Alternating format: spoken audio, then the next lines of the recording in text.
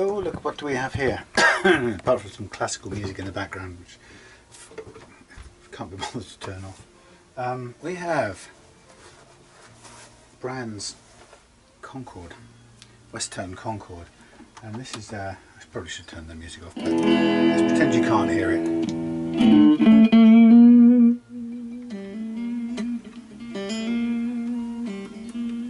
Oh, nice, powerful sounding thing.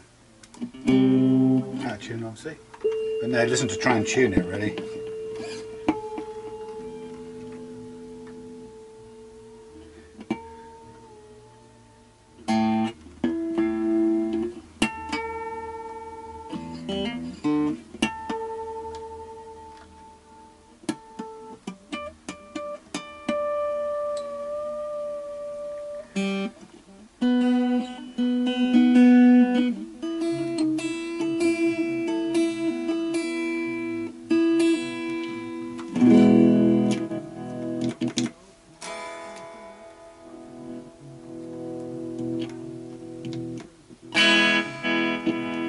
Somebody's not very well down there.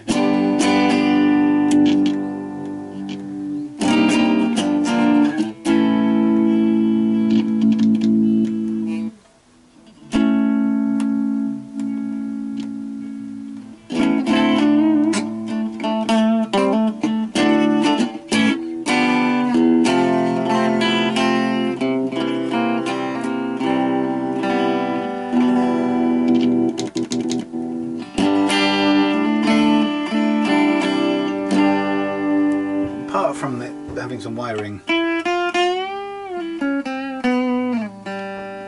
issues, it's a beautiful thing. Japanese made Matsumoku, oh god, this one's called Matsumoku product. Very much 1980s product of.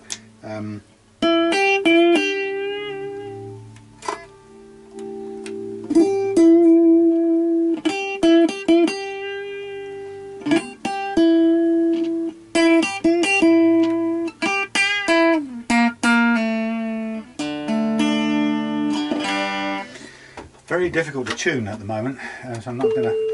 Shut up! I'm not going to fiddle around with it too much more in that department because it's got quite a bit to do. So it's come down for a refret, and the frets are worn out on this, as most Matsumoku 80s guitars are by this time, unless they've been done already. So these were. I mean, they are really full of character. I can live with the classical music in the background. Maybe it's annoying, but hey. Yeah, so it's a very old. I think I better turn it off because the trouble is that this Google machines get very clever with copyright, and before you know it, you get a copyright strike, and then you're messing around. Anyway, so yeah, here we have it. Kind of lovely. Definitely 80s thing. It's got quite a few splits here and there. There'll be crack down there, and it extends all the way. Now, this is one of those classic things. You know, somebody would go, "Oh no, look, it's a neck pocket crack. That's got nothing to do with the wood." You check that thing out. That baby is cracked to hell and back, and that's wood. And same on this side, cracked. It's right in the neck corner pocket. So I bet you. Half the time when I'm secretly convinced that half the time when people say they can't see cracks, or they're insistent that they don't run down into the wood, they're just in the finish, I think some of the time we wouldn't be able to see them even if they were, you know, even when they are in the wood. So I really don't think that's a good indicator. Now there's a couple of things that you might be able to see straight away that are making this guitar difficult to play. There's one of them, right? The fact they've got the string tree right here next to the tuning peg, which is completely diabolical. That should be somewhere down there and should be on little stilts. You know, the issue really is, I think there's no question about it. I'm going to move this down here because there's no way that will ever tune properly with that shoved in that position there. It's just a really weird thing. I can't understand how they designed it that way. But anyway, so we've got a beautiful old neck in vintage condition. It's got some pretty old tuners, the original tuners obviously, but I know Brian's going to send some more down for this. So in the meantime, we're just going to get on and do a full refret on this neck.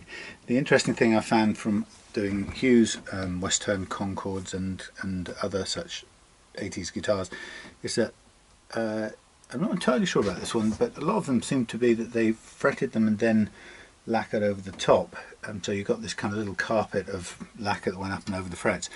This one, I'm not sure if that's the case here, so we may find that we can get this one, the frets out of this one without the lacquer lifting. The problem is if they've sprayed over the frets, once you break the lacquer seal, if you like, to get the old frets out, what happens is you've got these sort of two little edges where it's not quite fastened to, it's not bonded to the underlying wood, and it tends to get air under there and it wants to chip off and stuff, and there's nothing you can do about it short of re-lacquering the whole thing. I did one of Hughes like this, and in fact it was lucky it only kind of lifted in one place, probably on the whole neck. But this doesn't look quite the same thing. This looks like it's been done before and then lacquered before and then fretted on top of that. Either which way, once we get these frets out, we're going to need to just clean this very small area under here to make sure we get good seating for the next frets. And the challenge with something like this is because it's we're going to preserve the original fingerboard underneath, or the original lacquer, because it's got character and originality. The challenge is to get a smooth and level bed for the frets, because otherwise we end up, you can have some differences that can cost you, fret metal when you're trying to level them out. I'm going to use, because of that, I'm going to use tall frets for this, tall and fairly narrow. They will look bigger than this, they will look and feel bigger than this, but there will be, the extra height, even though these probably weren't very tall in the beginning, the extra height will give us correction room because I can't radius this board, if it comes down to having to level them quite aggressively to get them to play. Now something like this is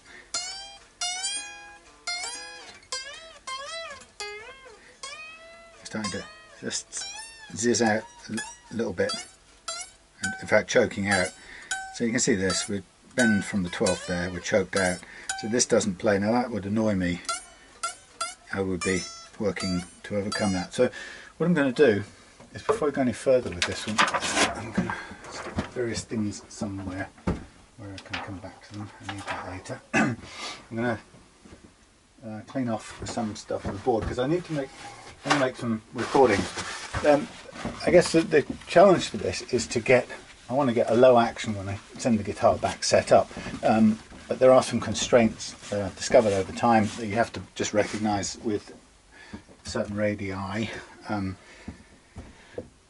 there are certain, so I guess what I'm saying is, right now currently with a playing action of, let's call it nearly 2.5, so it's probably, let's put 2.25 low E last fret, and 1.5 high E last fret. That's higher than I would like it, but there's no way you can get that lower right now anyway, because it's certainly not without, or not whilst we're getting bends out of it. And this looks like a 9.5 radius neck or something similar. So it's usually you find it on the E, the limitation of that kind of radius geometry. So to get that to bend, you'd either have to do some very aggressive fret leveling of some kind, if you're lucky, or with a 9.5, if that's what it is, then you may find that below a certain height, and the 1.5 probably get it a bit better than that, but there's a kind of law of diminishing returns. Anyway, so that's that. I'm just going to quickly assess the relief on this is, I'd say about 0.1 of a mil. It's just a guess, an estimate. It's not critical what it is, but it gives me a clear sort of sense, or good sense of how to make sure we get back to that. It's practically flat on the top side here. So that's, you know, not a bad start. Now, in terms of, it's always probably worth taking a picture of where the saddles are, just as a reference point. No other reason really. I'll take them apart and give them a clean as I'm doing all of this. But then I can see where they're standing up, just for reference point. Oh, sorry, try that again. The more information you have to begin with, the better really. Also, this thing points backwards and forwards in a diagonal, so I don't know however it's arranged under there. It's not doing it as a up and down or side to side. It's not quite made its mind up which. Anyway, so the process of this is extremely enjoyable. Now, what we've got on here, first of all, we've got a whole bunch of strings, which I might as well try to keep for using again when we come to fret level the new frets. So it's no harm in putting these fellas back on. Brian's going to send me some new string trees, and I think he's got some Graphtec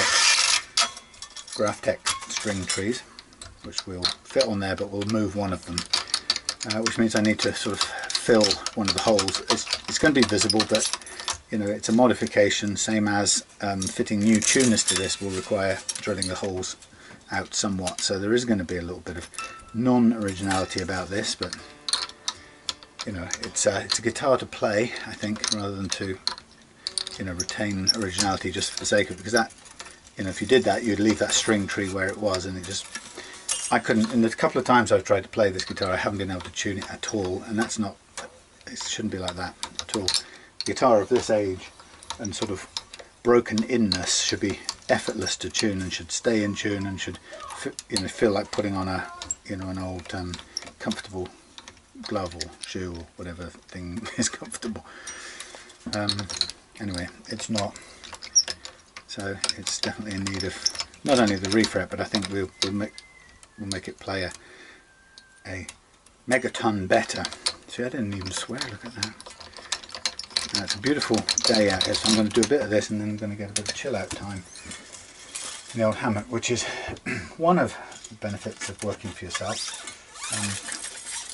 It goes along with not making much money, but a beautiful benefit is that you can do some work, get out and read a book in the hammock for a break, come back, do some more work. And tonight today I'm on a fairly limited amount of stuff because I've got a gig tonight, and the first thing I did this morning was finish the setup on my recently made Les Paul style, double cut style red thing, a kind of big red special kind of guitar,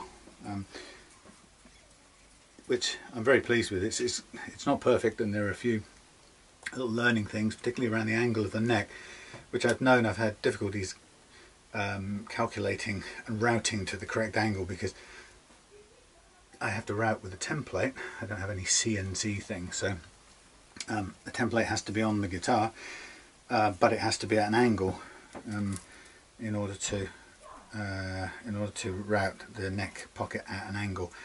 So that means it's quite a challenge really, because that has to yeah, I have to somehow hold it there, and I've been doing it up to now. Well, first of all, up till now I've been setting the angle a bit poorly, and clearly it's not been efficient enough. So live and learn. Now let's see what we've got here. We're going to remove the neck, and we're just going to get straight into, well, two things really straight away. I mean, we're going to wait obviously for the for the tuners and the string tree, so we can do everything else, the refret and the setup, straight off. So that'll be done by the end of this weekend, and then I'll be waiting for the other bits throughout next week. And complete the job end of next weekend, ready for dispatch the following Monday. So here we go, neck off, a little shim at the back there, that's cool, still there, we can just leave it dangling because it's stuck down. Here we have, now I'll leave these on right now because we're going to need them to set the guitar up. Now what we've got to do here is we've got to also take out this this old nut. It's kind of nice and original and all of that, and it might still work, you never know. It might work with the refret. I'm just trying to think, do we need to take it out in order to get this done? Possibly not. I mean, it'd be nice to keep it original if it works. Let's try that. Now, some guitars recently, like this, I've pulled the frets and tailored each fret beforehand, and that tends to really work well, certainly when you're using if you've got a set neck guitar, because you can't get it through the press. This thing will go through the press. I can squeeze everything down, and then I've also got free access to all the sides as well, so I don't think I need to go to that extreme. What I will do is try and preserve these little end nibs here, so that we don't have to fill them again. So I'll kind of treat it as if it's a well, it's just kind of swings and roundabouts. If I treat it as though it's a hello. Hello there, thanks. Sorry to make you come round. Alright. Still on the card of the guitar, yeah? Not this one. Very good. Thanks, so. Cheers. Okay. So another guitar arrived from Towman. Very kind. A guy comes all the way around the side of the house. But it's good. Let me carry on. His name's Carl. Delivers for UPS. Okay, so we're going to leave all that stuff there, and we're going to gently hoik out these old frets, and then we're going to try and clean up the space on each one of those. Now I've got a little tool I made for that, but I think I might need to either remake it, maybe not remake it, but I think I certainly need to possibly reload it with paper. It's in here somewhere. Here it is. No, that's not it.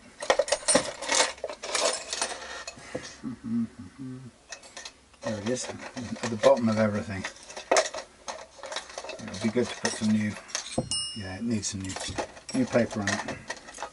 It's an invaluable little tool.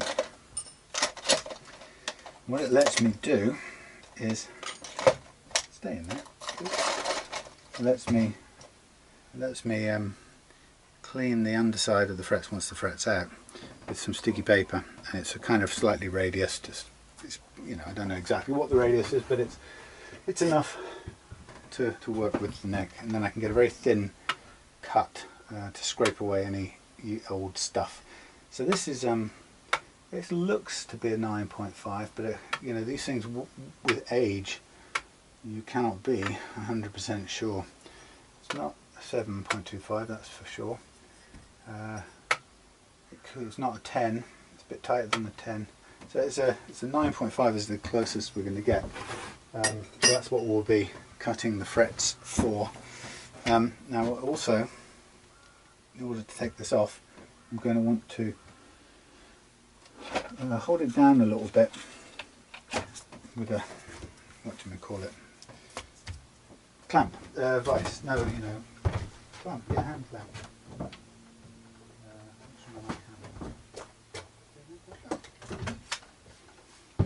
This one will do, and I'm going to pull the frets from the other end this time, which is a little different from how I might usually do it. So I'm just going to hold it in place. It doesn't have to be dead flat or level. What I'm going to do is I'm going to pull the frets and start the kind of defretting process along this edge, so that if I do have to dig in, which occasionally you do, then it's going to dig in to the top that you don't typically play. Now somewhere in here I need to find a better, well, this might just do. File this for a minute. This is wearing out the soldering iron.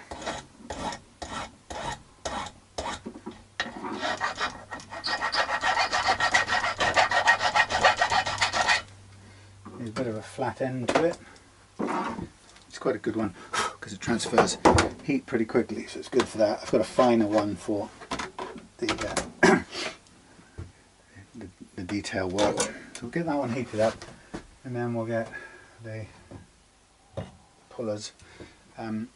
So there's lots of different opinions about refretting and pulling frets and doing things with frets. Let's see what I can do with this magic magic thing. Move it around and put it where I want. I'm still waiting for a guitar from the random radiographer who traded me out this magic arm thing, which I'm very happy with. It's been pretty useful. Anyway, we shall no doubt see something come through. So for the first thing, I'm going to pull the frets, then I'm going to put some new stuff on the back of here.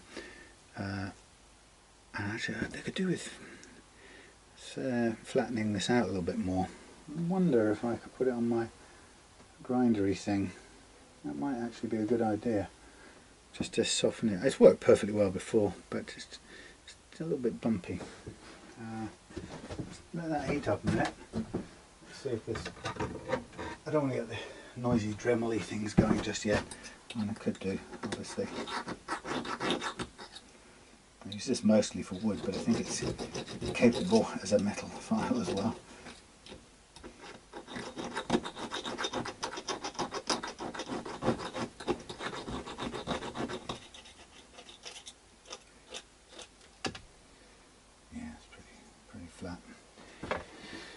Okay, we'll put some new stuff on there in a minute. So yeah, there's been interesting kind of discussions about different approaches. Some people swear by using glue, some people refuse to use any glue, some people use certain kinds of glue, some people use super glue, some people refuse to use, or swear blind they wouldn't use super glue because it's crunchier and a little bit harder probably to get out in the future than certainly than no glue.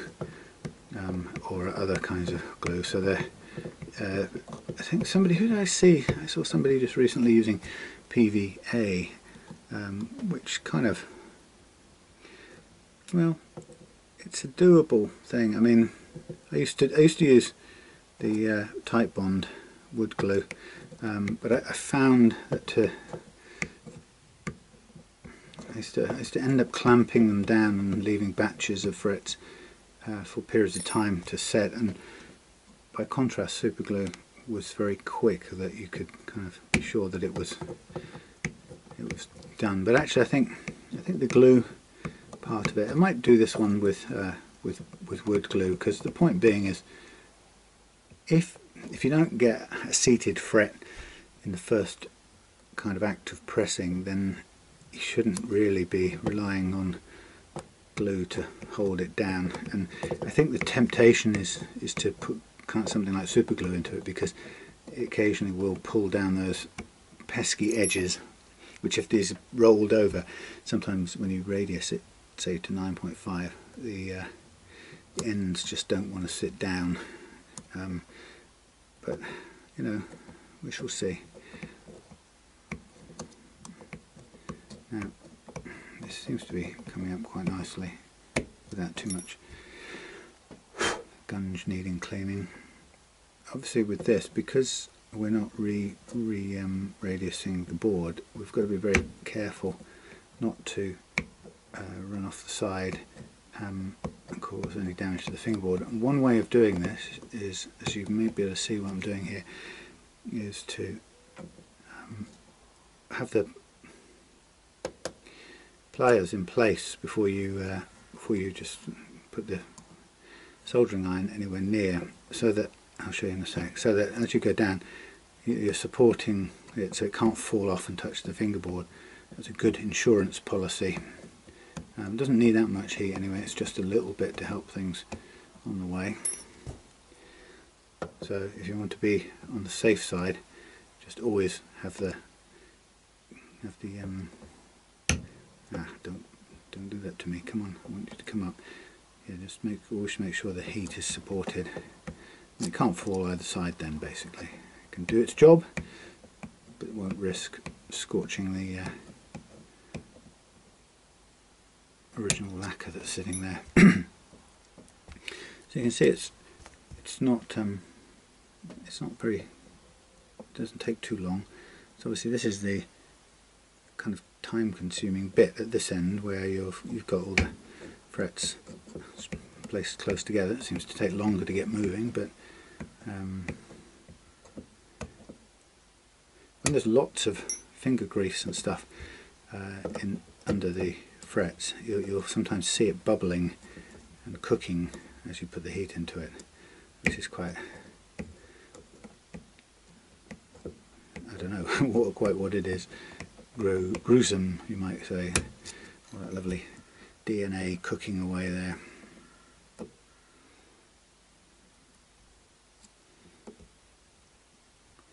So yeah, I've got to, I'll do this, I'll cut the frets and get them mostly lined up into position. Maybe also do just clean up the slots here, and then I have to go in and get prepared for the gig later on. And by prepared, I've just got to go and make sure the new guitar I've chosen's all in order, will hold up for the gig. I'm sure it will. I'll also take one of my old stalwarts, the headless oak caster, which does great service at every gig. It's totally reliable. It's like coming home type of thing. So, but I just want to run through a couple of tunes. There's some songs that a second guitar part needs to be sort of emphasised, brought out a bit. So I'm going to try and do that, get an hour or so of that, and then just make sure I've got all my bits and bobs packed. It's 8 o'clock start. We'll probably, setting up at 8 for 9 o'clock, and we'll probably play till midnight with a break in the middle, which is, we seem to do quite long stints. We've got about, I suppose, a total of about 35 to 40 songs, and then we seem to be able to usually do a random bunch more, which is always good fun. It just depends what the mood of the evening is and what the people there want to hear. By that time in the night, quite often the people are far less critical, artistically critical, so you know, they're very forgiving and quite happy if we just improvise our way through something that's an enjoyable sing-along, even if it doesn't finish quite the way it does in real life. So this business about cleaning the slot is, I think, quite important, although it's very difficult to do it within the confines of this crown footprint, I suppose you could call it. Ideally, we would be able to do it incredibly in a very narrow strip, and maybe some sort of mechanical way, but this is about as good as I've got. It tends to be as wide, or if not, just in the sort of vagueness of using it, tends to be a little bit, ends up scuffing a little bit wider than the actual fret footprint, certainly more than the original fret footprint, and so you often will see a little bit of it at the side of the fret where it's cleaned up and scuffed. I think it's a price we have to pay in order to get the best possible seating, because time or effort taken care of now in this surface here will pay back in a little while when we come to fretting it and not having to fret level it to death. Okay, there you go, ASMR people. It's the old fret moment. It's not very relaxing, I know. I should just be going like this under a blue sky by some beautiful plants, or in an overlit white studio space with a bit of whispering. Anyway, there we go. That goes in the metal recycling. Okay, let's do the let's just, I'll do a bit of twisting with the arme de magique. Oh, sorry, that wasn't very subtle, was it? Give you a good smack as we moved round. Right, defretted neck with its end nibsy bits preserved, but with some definite crunch there. So what I'm going to do is going to get my little bit of a little block, this will do, time I bought another one of these. This is getting a bit battered. You get a bit of the older. What do I want to do? 400, 200. Now let's stick with 400. Let's be supple. Well, what's this? That's 200, isn't it? No, come on, let's go with this little spare bit, whatever it is. Okay, so it's a tiny little bit of stuff, sticky backed, what's it? Sandpaper. So all I'm going to do for this is I'm going to just cut a very fine, well, relatively fine strip off here, and it just means this little piece will last me for quite a long time, as you can imagine. And I'm going to stick this to here. Oh boy. One of the things that I was very pleased about actually on the guitar I've just made was that I chose to use a, now we have to line this up just a bit carefully. I chose to use a Tusk adjustable, actually this is quite hard to do. How did I do this before? It's very hard to do. I chose to use a Tusk adjustable nut, which actually was designed for use with in a Gibson Les Paul brass adjustable nut unit. Now, you may have seen those on the more recent Les Pauls. Anyway, the point being that it was designed as a replacement to their own brass version, which I think people found wore out too quickly or something. Anyway, I can't remember if that was it, or there was something that people didn't like. So there was a Tusk alternative, and I saw it the other day, and I thought it was about, I think they're about £14 or something, and I thought, I like the adjustability bit, and it's what I've been sort of seeking since I've been doing anything to do with guitars, is chasing that perfect first fret action. And I mean, in some sense I wish manufacturers would make that easier for owners to do, but then of course if they did, I'd be out of I wouldn't be doing a lot of this work. So in some ways it's been very good for me that they don't, generally speaking. However, I decided to give it a go. I bought one and thought, let's see what I need to do to make it work. So I built a little sort of bone frame for it to sit in the nut slot, and excuse me, lo and behold, it's worked out perfectly well, so I'm really pleased with that. Okay, so I'm going to, look at that, I'm going to show you, this is what I do. So I've got my little sort of radiused, approximately radiused little thing with its handle, and what I do is I get it on there and I basically just try my best to go up and down, back and forth, hoping it sticks. I want to go back and forth on the slot, and I might have to press down a little bit. And the idea is to try not to go, it's very difficult to get it so it doesn't wander a little bit from side to side. Its tendency is to do that. It may be better that we just get this stuck down a bit with the clamp again. That might be a smart move.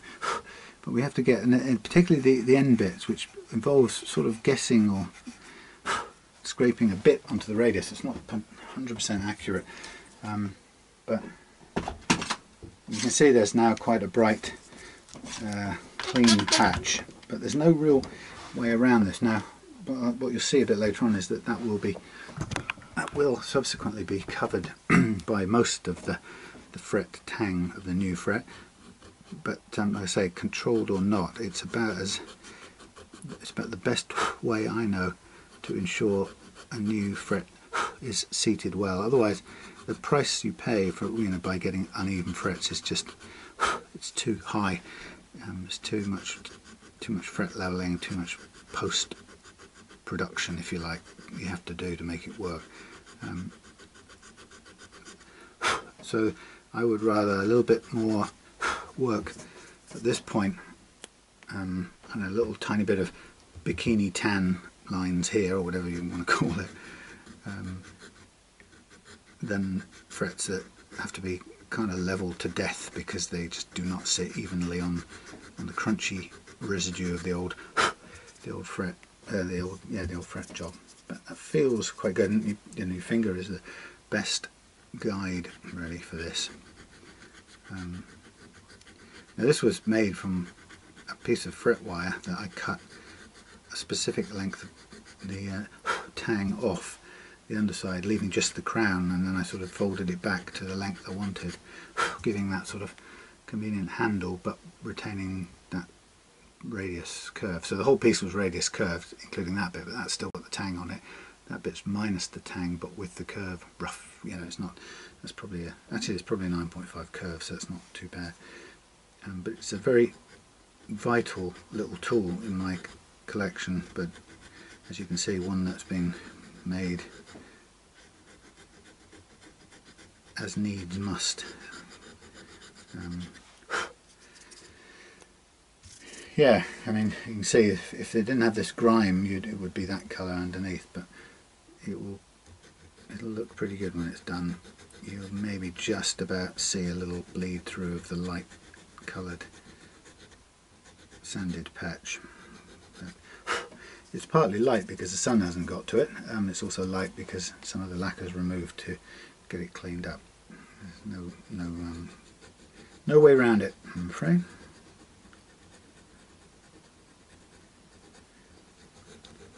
This is helped obviously because it's a bolt-on neck, so that the process of fretting this will be quite a bit easier, or should be quite a bit easier than a glued neck. And you know, I charge the same actually for both, and it's just swings and roundabouts. What I spend in time extra on the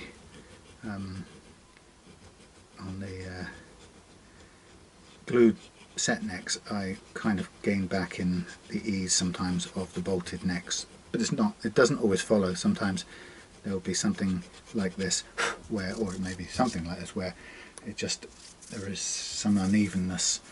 It might not even be just around these areas here. It might be a fundamental unevenness in the way one of the fret slots has been, or this part of the neck where that slot sits, and that can cause you to end up with one low fret out of your whole sequence, and that can end up forcing you to usually level quite a bit more than you'd ideally want to.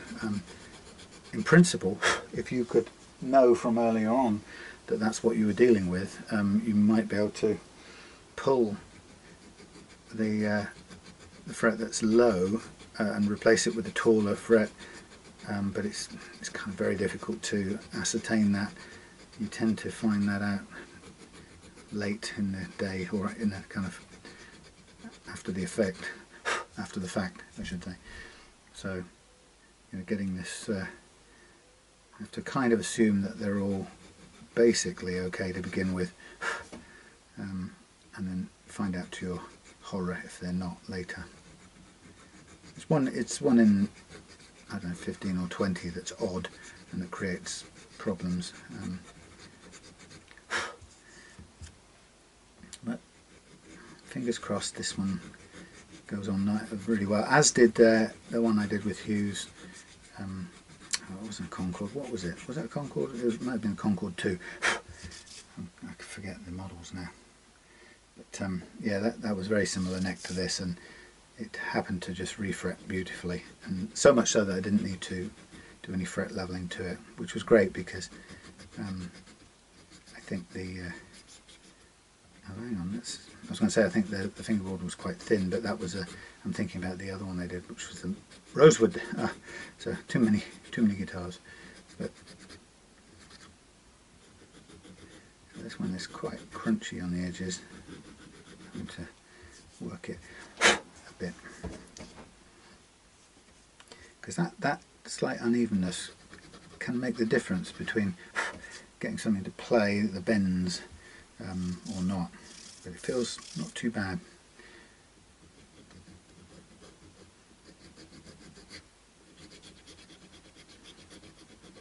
I mean, technically, if I had a little guide that would sort of only allow this to run in exactly the same space as the fret, we might just get a narrower band. But as you can see, that's quite a big ask. It's a manual process.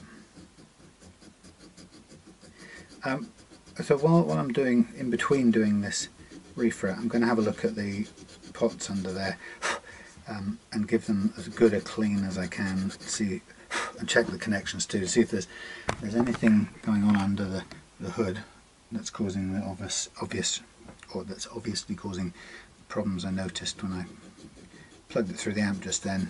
It's sort of it's kind of an intermittent contact thing going on.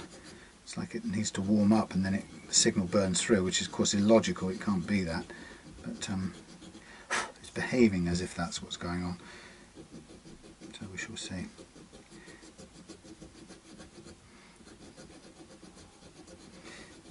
I picked up a great book that I heartily recommend, by the way, in the second-hand shop in Tavistock yesterday. I occasionally like to have a little potter and just find something for reading in the hammock. And it's a book I've had a couple of times before.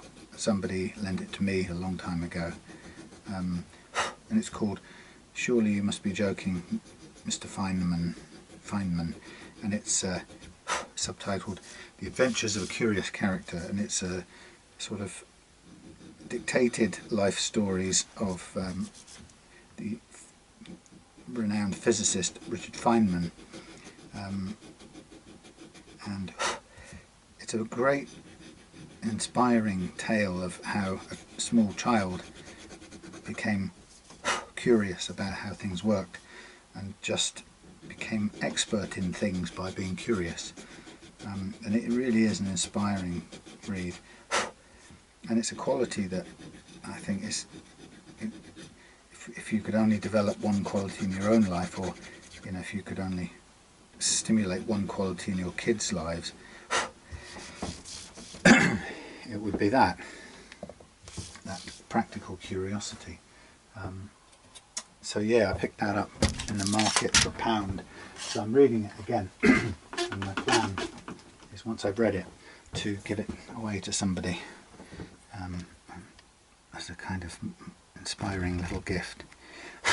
Now, what I'm doing here is it actually feels like it was pretty clean to begin with, but I'm just very carefully running through each slot from one end right to the other. Be careful not to break out the little lacquered in fill, just to make sure there's no evident obstructions, and that's really important. But this feels really clean, like it wasn't glued in the first place. I think you get the feeling it was just pressed in, so that will be a real help, making sure there's no detritus clogging up the bottom of the slot to prevent the new frets going in. So it's a very useful thing. So the key here is to just be able to feel with the knife edge all the way along the slot, and then to get to the other end and to know you've got a clean run when we get the new frets cut. So it's all feeling pretty good. This is a neck with a truss rod adjuster in the heel. There, which makes it, typically would make it difficult, but the nice thing they did with these is they put a kind of cutaway, a bit ugly, but a sort of cutaway there in the body, so you could always get to the truss rod, which I know it's not pretty, but it's such a practical thing. I can forgive them a lot for that. Okay, so now we go to our frets, and we're going to look at our all parts fret wire here. Now I call it medium jumbo, but it's actually quite tall. So here we have it. There we go. So what I'm going to do is, I need this to be bent now to 9.5 inch radius. I don't know, it's a bit messy over here, so I'll give you a long shot if you can stand it. But look, you have to look up through in this magic thing, you're looking kind of, are you looking up? Yeah, you're kind of looking up through through a mist of tools and necks to where I'm going to bend these frets. Just do forgive me, it's up here somewhere. So I've got my radius guide here, and I'm just going to give a little test to see what this was previously set to. Okay, that's just the simplest way of doing it. And lo and behold, that's a fraction over 9.5. Now, the issue about this is it's so tempting to over radius. It's saying, well, okay, you know, it will help us grip the edges a little bit more. But you know what? I don't want to. I want to get it right. So I'm going with the other end this time, and I've taken excuse me, a tiny bit of the pressure off that, and it's minuscule. I think that's pretty good. So I'll just run this whole lot through, backwards and forwards. One. This should take 2 and a bit pieces of wire, but we shall see. 1, 2, and we'll do a third one just in case. And we can always flatten it out. I'll do part of the third one. How about that? Ooh. There you go. It's that simple. I swear to God. Okay. Ooh, this is how does this thing work? This is pretty clever. Sorry, I'm not doing the best camera job there. Okay, so now we've got the fun part of prepping the frets, cutting them to size. So we'll put that long one there for a minute, that part. So the idea with this is we need to know what we're doing. It's tempting to grab it like this and then just cut it, but actually we need to cut it like that, right, to make sure we don't get, we're trying to avoid wasting material, but we also don't want a twisted tang. So cutting it like this is quite difficult. Well, maybe. So we cut it like that, and we know that's too long for there, but we can just sort of plonk it there. So we can just carry on down. I'm using my fingers at one end to feel for the length of the fret. All right, so you can see there. You can see I'm sort of just overlapping a tiny bit, and then visually I'm overlapping a tiny bit at this end, and I'm trying to cut as cleanly as possible in the same plane, so we cut cleanly across the tang so we don't twist it. If we twist the tang, then we have to lose a bit of it to try and straighten it out because it looks ugly. It's not so, actually it's not so much a big issue when we're doing this thing with sealed or overhanging undercut frets because they're hidden, but if these were frets where the metal goes visibly right to the end, then it would be ugly. So it's a good practice just to cut only as much as you need, and then basically you'll find that you'll probably get nearly the whole thing out of, if you're really careful you might just get the whole 21 fret neck out of 2 pieces. Very occasionally that happens. So you can see it's pretty straightforward. See, I've got one here now that's no good for anything. If I'd been a little more careful, that one possibly would have turned into a spare one, or you know, we would have got away with another one there if I'd been a little more economical with all the others. But I went a little bit generous over the top. Anyway, let's see where we get to. Obviously, you get down this end and you think you've got loads left, but before you've kind of marched more than a couple of inches along all of these frets, you're almost out.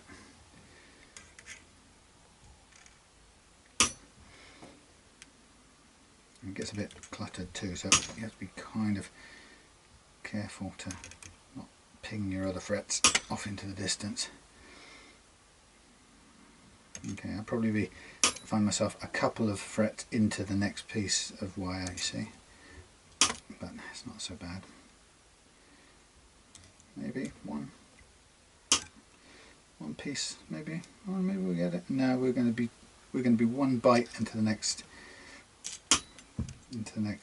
coil. See, look, another spare one that's not quite big enough. So one of these out of there, and technically let's make one more spare one the same size as the longest one in case we need a spare.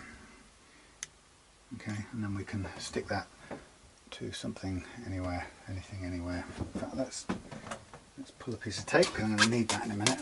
This will be my, what I call my fly paper, my fret fly paper, which I won't use just yet, but I will use in a minute.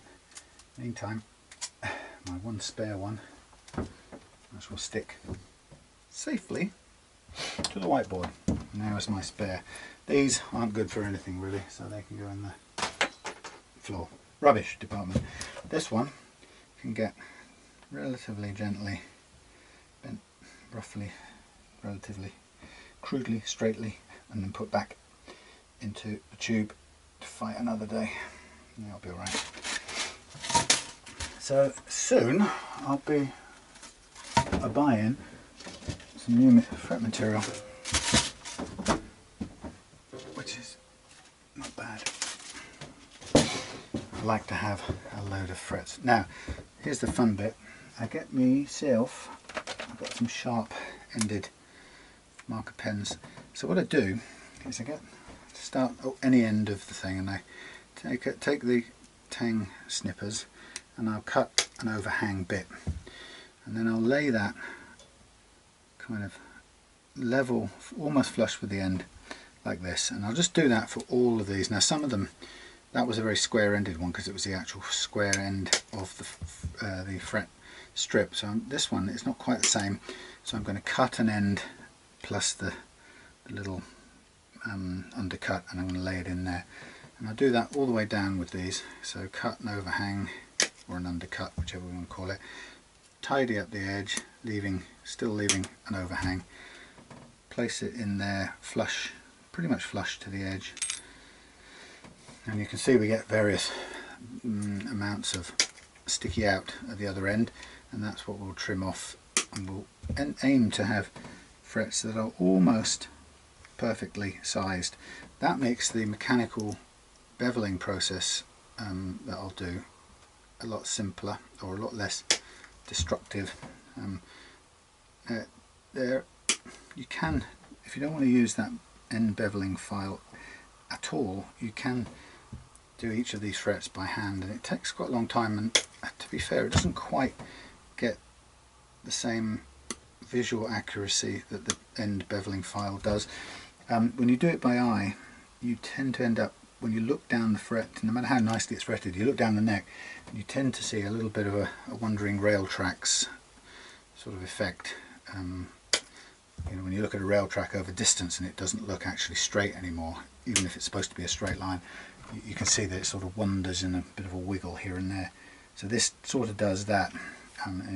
So if you want to get it really crisp, then it is better to use the end beveling thing, but as I say, with that comes some risks to the damage to the finish and other bits, so you have to kind of weigh it up. On some kind of set neck guitars where you just not only can't you use the press to fret them, but you also can't get the beveling file up.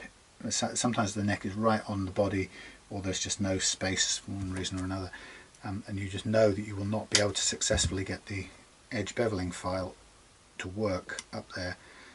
Then actually it does make sense to try and do each one of these things manually, and then you're only left with some sanding at the end to try and soften off the edges, because you'll have already cut the bevel, the slope, as closely as you can. So there are reasons why it's good to do it by hand, but this one, with being a bolted neck, is much more amenable to careful use of the beveling file, and that way you will get a much flusher looking finish down both sides.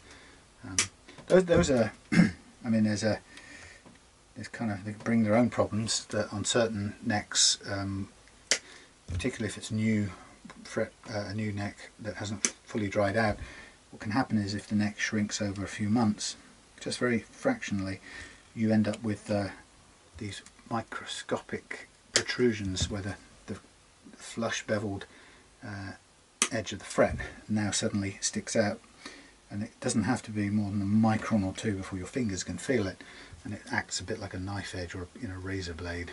So that's a downside of getting it so precise. If you do it by hand, you can actually sort of tend to cut in a little bit so that you never, even if there is a bit of shrinkage or expansion, you can sort of accommodate it, which I've tried to do in the past when I've used Chinese bought necks for custom guitars. I've tried to sort of do it by hand and then refret by hand and do the ends by hand to build in that little bit of leeway for shrinkage, because they often will a tiny amount, and it doesn't take more than 1/1000th of a millimetre before your fingers can detect this blade, what feels like a scalpel edge. Because effectively that's what it is. It's this little thing that was a minute ago flush to the wood is now sticking out, and it acts as a, you know, a ham slicer or something. And the ham is you, your finger. Okay, so we're making good time. We'll mark up the other ends of all of these, run back down the other side, snip them and overhang them, and then we'll plant them off to one side, ready for the press over the weekend. And like I say, we should be refretted and set up by the end of the weekend, and then just waiting for the change in hardware later on.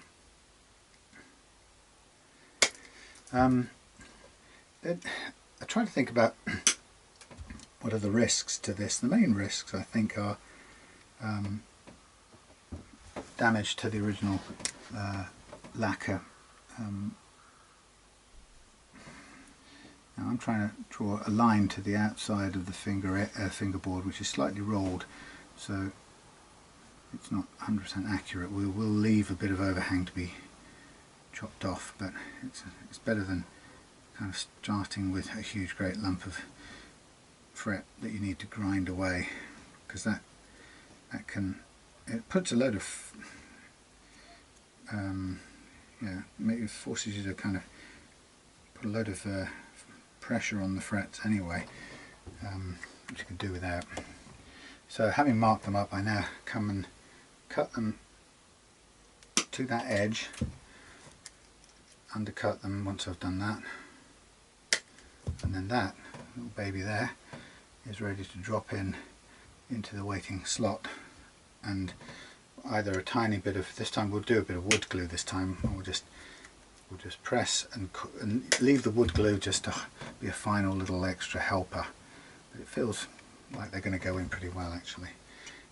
When they're very close to the end already, we might just choose to leave a little bit of felt pen, marker pen on there, and not try and cut them, because what we don't want to do is undercut them. We want them to be square to the edge, and I'd rather like that one there. I'll do the undercut, but I don't want the thing to end up shorter than the edge of the fingerboard, so I will not try and trim it any further. It's too close. I'd rather just bevel that off. When I can see a clear gap on the other side of the marker pen, then I will cut it down, followed by the undercut. Then we'll pull the set off and stick it to our fly paper to keep it safe, and we'll have a look maybe off camera or over the weekend underneath the hood and see if we can see anything obviously wrong. I'm kind of half expecting some maybe bad solder joints or something that's maybe worn down to a strand or two, or come loose even.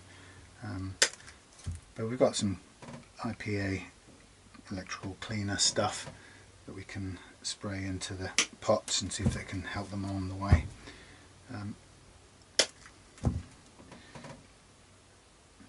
Again, they'll have done service for 30 or more years, so it's very easy for them to build up dust and stuff underneath, which is usually what kind of coats the contacts, and can often cause that crackling sound.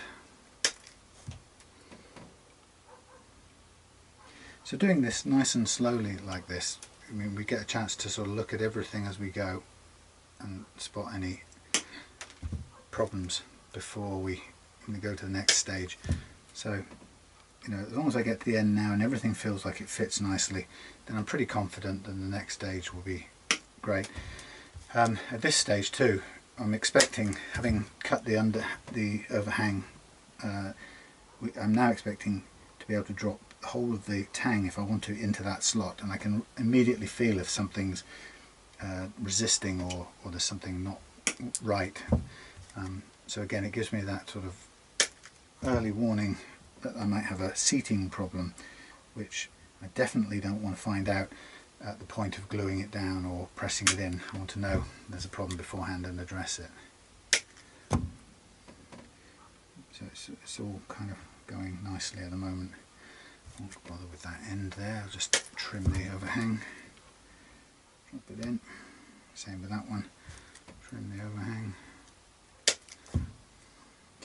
With the little tang clipper thing here, there is a sort of an optimum amount to clip it off with a clean cut. If you go any longer, try to take a bigger bite, what you find is that it tends to bite the whole thing a bit sideways, and you end up taking kind of chunks out of the crown, the underside of the crown, and you have to use pliers to get it and files to sort of clean it up. It gets a bit messy, so it's good to sort of know what that optimum bite is and keep to it. So we're second to last one now, and every single tang bite has worked out well so far. He said blighting it for the last one. Nah, easy. Okay, there we have it, all perfectly done for our set. Now the thing to do now is I'm going to make with our fly paper, because I want to keep them all in order. So I just tend to lift them up if they need helping hand, stick them to here,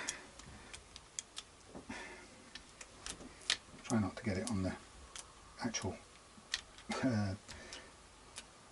lacquer itself, but just pull them up with the metal, press them down if needs be. Then we're going to stick them up here, and I like to put a note on there saying Westone in case I'm doing another one, so I know what's what. Okay, so then we're in a place now I can put these things out of the way. We're done with those, we're done with that little useful fella, and we can hang this out of the way and get on with checking the underside of there. Okay, see you in a bit. Okay, so here we are, the following day, and I'm going with the glue method, but I'm also, sorry, the wood glue method, but I'm also using an approach I saw somebody else do, which is painting the glue on. It's actually not that easy, because as soon as it's out of the jar it does sort of tend to start setting, but you could probably better off put it in a little container and allow it a little bit of moisture now and then. So basically I'm just putting these on in position, offering it up to the old press, which is a bit of a handful done like this because I'm on the heel side of things, but it does work. Just got to get it lined up right, and then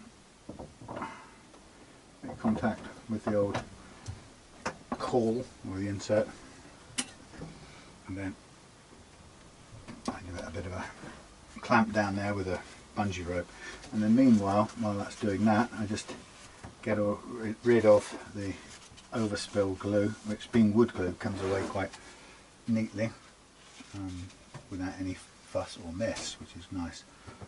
And we can also clean it up later on if we also need to. Okay, so right, and that's basically the slow process. This is pretty nicely cleaned up, so it's just going to be a very long and dreary process of clamping these. I mean, with this wood glue business, I can pretty much take it out of the clamp straight away, give it a sort of clean down on the surface and just down the side if I can see anything. They really just look at it, and it's a matter of assessing how well these things are sitting in relation to each other, and they look pretty good. If they're not seated, the problem here, the issue here, is that wood glue isn't going to hold them down. The wood glue is really a sort of just a little added longer term sort of grippy thing, but it's not going to, in short order, it's not going to pull down an end that isn't meeting or isn't sticking to the fingerboard or the lacquer. So it's a longer term insurance rather than anything else. It helps it seat better. Anyway, but these are going in very smoothly. There's not a lot of crunch needed in any shape or form. But you know, it should be fine. I think when you start doing fretting, I think you always assume that frets are going to sort of fly out, and of course they'll stick out if they can't bed properly. You know, if you've got something fundamental wrong, i.e. the insides of the slots are not cleaned out, are not cleaned out adequately, then you will have a problem getting them to stick down. But that won't be cured really by clamping or doing anything. You've got a fundamental problem. So maybe clamping down with super glue can sometimes overcome that fundamental problem, but it's far better to get these slots cleaned out first, so that you're working with a really nice usable slot. Anyway, I'm not going to kind of go on with this because it's going to be fairly slow today because I'm using wood glue. I want to give it a little bit extra just to hold it there, but I'll just plug my way through this, and then I'll come back when it's time to trim the ends. Alright, and we'll get on with that. Okay, so quick jump back here. What I'm doing is I've taken a bit apart because I just want to do what I can to fix this. Get this right way around. Fix this switch problem. So I'm giving it a bit of a going over it. Now, if you're going to fire this kind of contact cleaner, unless you know exactly what's in it, shoot it away from the body. Probably actually, if it's the same kind of constituents makeup as IPA stuff, then it's probably very inert and relatively safe for finish. But you know, don't presume that's the case. I'm going to give this a shoot yourself with it. Yes, so what I'm doing, if I can get this right, is just giving everything a bit of a clean up and then making sure that we soak up the excess. Now what helps knobs more than anything else, believe it or not, is to be used lots. That's one of the best ways of getting rid of any kind of crackles and stuff, is give them a spray, yes, but just use them a lot. Right. And while I'm here, I'm just looking at how this thing is put together. Nice big ceramic beveled edged magnets on here, really chunky things. So we're just looking around really to see that everything's intact and that all the wires are connected and there's no kind of split breakages or anything, and it all looks pretty good. Yep. Grounding, kind of, it's not trying to ground, these little wires aren't trying to ground out. The pots are grounded on the foil here anyway, so but they've also got an extra grounding across the top, so the foil is acting as a bit of a shield more than anything else, but it's largely unshielded in here. So anyway, the point is that's the best I can do with that. What you haven't seen yet in the sequence of things is the finished, well, not finished, the fretted neck. Here she is with sharp edges. I'm going to leave that longer today. I think I want that to dry, set, whatever we might call it, the glue to fix a bit more. I'm looking down it, it looks in pretty nice condition, so I'm quite kind of cool with how that is. I'm just going to refit all of these screws. I've also taken the bridge off and cleaned all the saddles. Not that this guitar is ever trying to look like a showroom ready museum piece. I just, you know, I like them to operate smoothly, and cleaning them up kind of clears out any old crud and just makes sure I know that everything's working before I come to intonate it. It's just a bit of OCD I like to pay attention to. So what's the challenge now with a guitar like this? Well, having refretted it and knowing that the guitar came with the shim in the neck, which is still there, the action and everything seemed reasonable when I played it to begin with, and there was adjustment room in the saddles, so we're not kind of at the max anywhere requiring a different shim. So I will continue with this same shim when we put it together, and that should be fine. Hello, fly.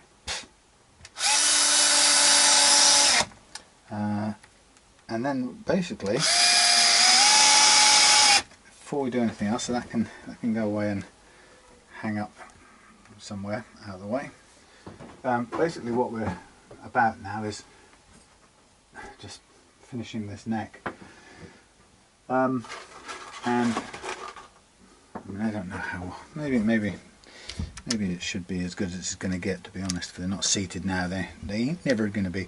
So the idea of finishing this neck is we're going to use this beveling block. This is pretty, as you can see, it's kind of glittering with gold fret material, which is quite interesting. It's actually pulled little flakes of gold off. But what we're going to do is we're going to use this to cut all the frets to the correct length, but also the correct bevel. Now, these files come with two sides on it. One is you're kind of supposed to use it at 90 degrees like this, and then once you've done that, you turn it over and you use this sort of 30, 35, 40 degree bevel part.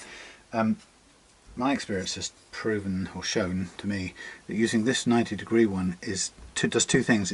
It's very rough, and it tends to skip over and scour the frets, which gives you a pretty tough fret leveling job. The other thing is it seems to cut really quickly right to the, well, cuts very much to the lacquer on the edge and tends to damage it. So for a while I stopped using it altogether. I tried to just hand file each one of these, which is a bit time consuming.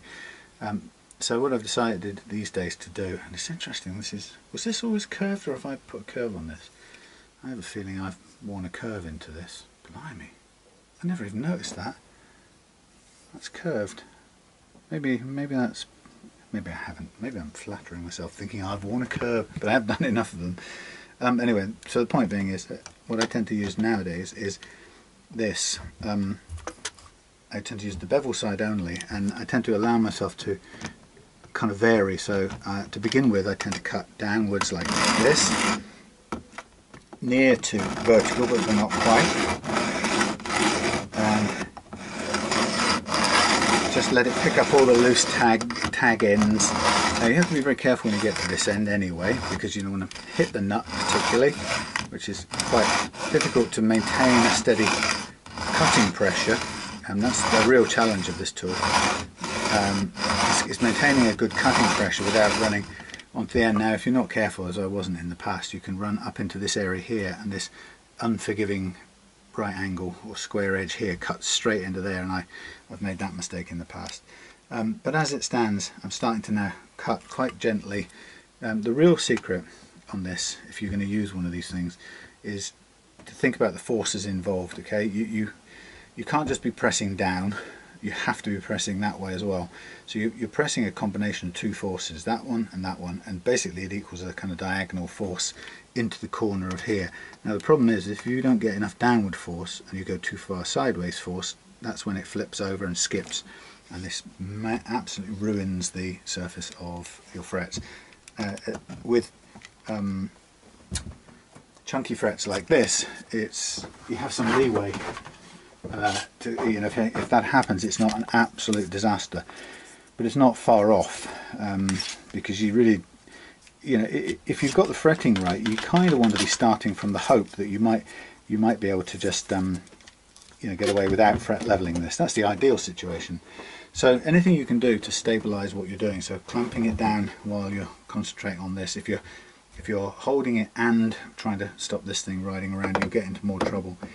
So I'm conscious of the forces going diagonally, and they've got to be, if anything, it's better to be more down than it is across. And even if you help by keeping this extra bit of downward pressure so it can't flip over and skip.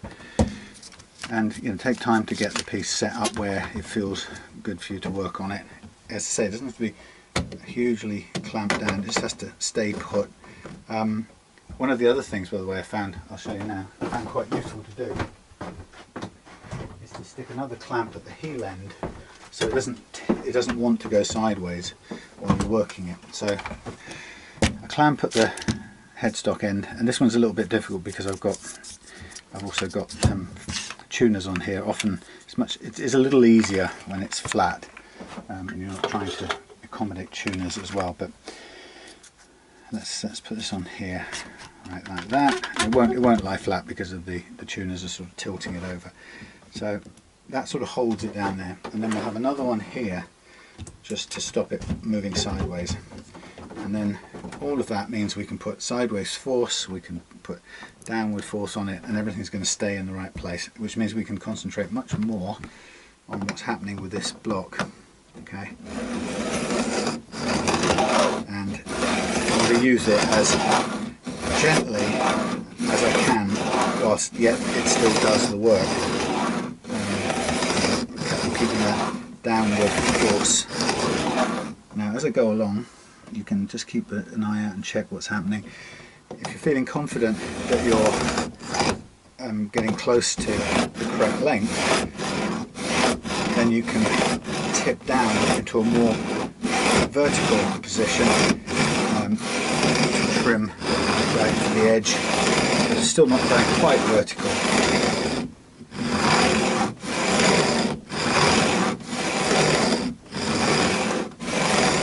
But like I say, the really important thing is if I can get to the end of a complete trim without this file edge skipping over the frets, then I'm happy, because then I stand some sort of chance of this.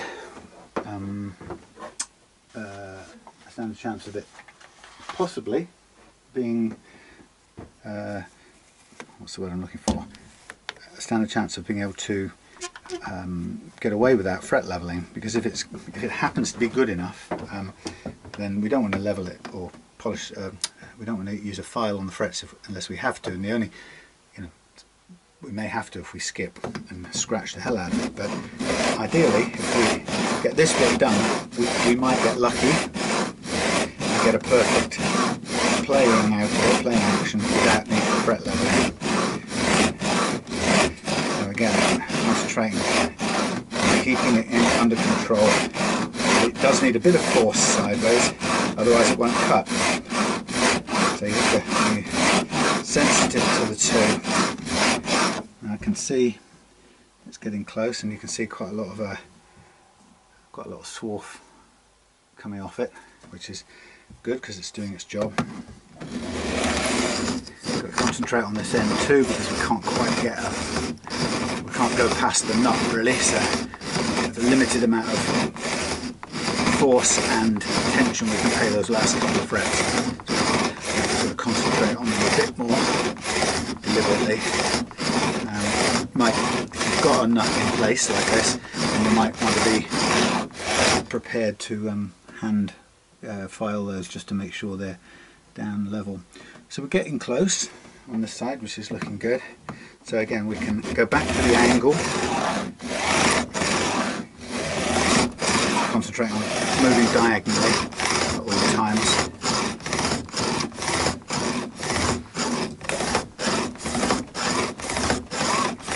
Slower the better, if you go at it like a bull in a china shop, something will go wrong. You may still get something going wrong anyway, but you certainly will if you're forcing it too much. So there's lots of nice bits of fret coming off there, and you can feel it's beginning to start to get smooth. It actually goes quite a lot further than you think before you get it completely flat. Now, you can see what the angle is. If you're going to go 90 degrees, 90 degrees is where you run the risk of cutting into the 90 degrees and beyond. You run the risk of cutting into the neck. So if you're kind of conscious to keep it just less than 90, it'll help you trim. Trim the excess sticky out bit. Sorry about this, you're wobbling, aren't you? You can trim the excess, but without risk of leaning over too far. And how much you think you've done, there's usually still a bit more to do, usually at the ends. And then you start to slide when you've actually reached it. So we're getting very close now, and as you can see, tons of metal swarf coming off. So again, once you've got it the exact length, go back to the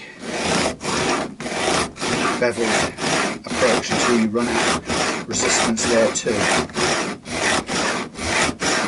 It takes longer up here because you've got more frets closer together and there's a lot more work to do, relatively speaking. But it's nice, we're getting there.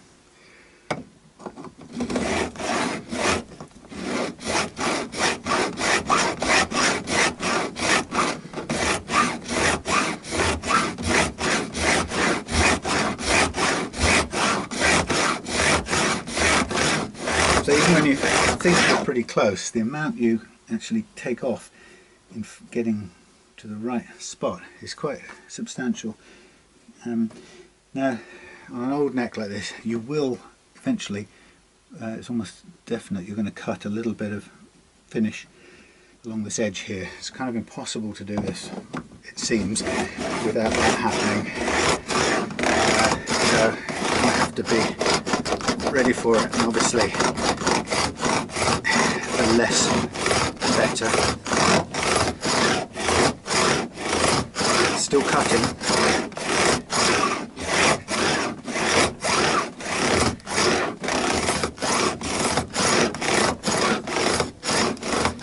And it's starting to run out now.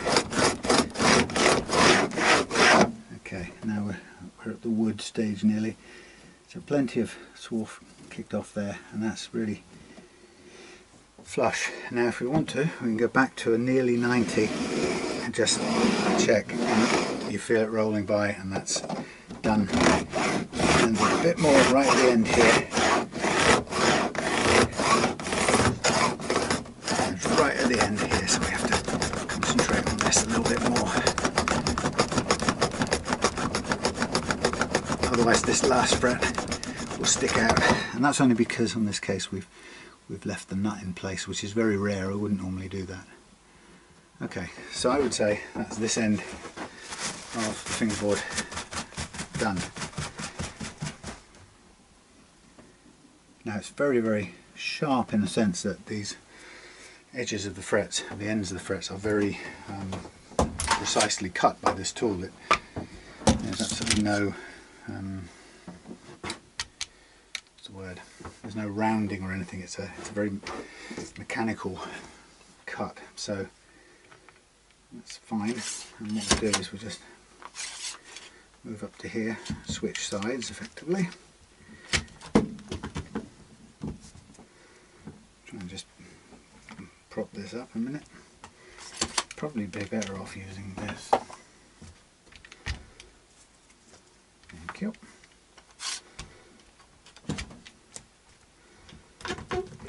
So again, it doesn't matter that it's tilting up a little bit, we just need it to hold while we do the work, and then I kind of stop to prevent it moving. And again, I'm going to obviously get into a position you can work in, and that's going to stop from moving sideways, and there we go.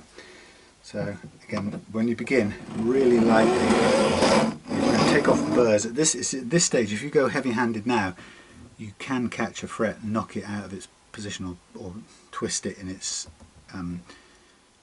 slot. So you have to begin really gently, and you're just taking off all the snagging burrs. And it's probably at this stage better to go in one direction. We'll be very careful in the two directions. More force in one, and then you'll pretty quickly end up with a uniform line of fret ends, which are now all about the same sort of length. So there's nothing standing miles out to kind of catch and be snagged. Now again, at this end, it's going to be the hardest part is going to be getting this one to length. So another potential approach you can take, you've got to be confident and careful, is to get a conventional file, and if you want to, you could take that down like this, but you have to be very confident that you're not going to lean either side and take away the fingerboards, particularly if you get close. Now that actually isn't at all an easy thing to do as you get close, so probably better to approach it this way and just spend more time at this end, doing this with the palm or the heel, putting a little bit more pressure in up here, unless you're very good, or you could do it with a Dremel if you're very careful, but I'm going to focus on this end. Again, still needs that protection from coming off and running across the top. It's a combination of a bit of support here, but also careful about the diagonal forces that we're using. More down than across is the answer.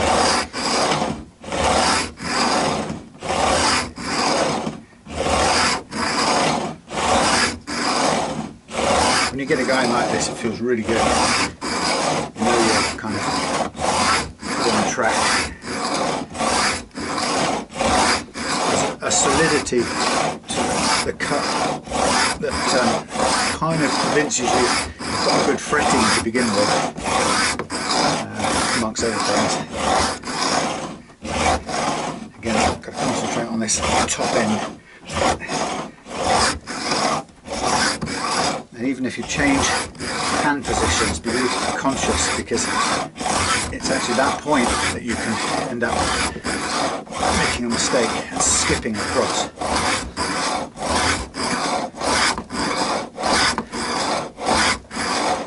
And like I say, this end here will take a lot more than you kind of think it will, as you can see, because there's so many frets grouped together. But we're getting there. It's such a pleasant thing to do. I love refretting guitars, as you can probably tell from my videos, but now I'm just focusing on these top two frets here. Almost nothing else matters at this point. Just getting those to the correct length. Now onto the whole block, particularly the far end.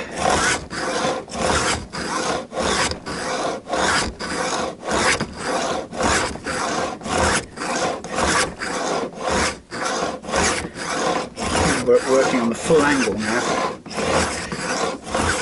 I'm very close to the done, and sometimes you get a bit of take up of the, as it curves around the end here, you get a bit of the finish, the lacquer picked up there. But a few more of this in, a couple in the middle, and that's it. Now you can actually see from the, probably from that angle, just how much swarf builds up on there.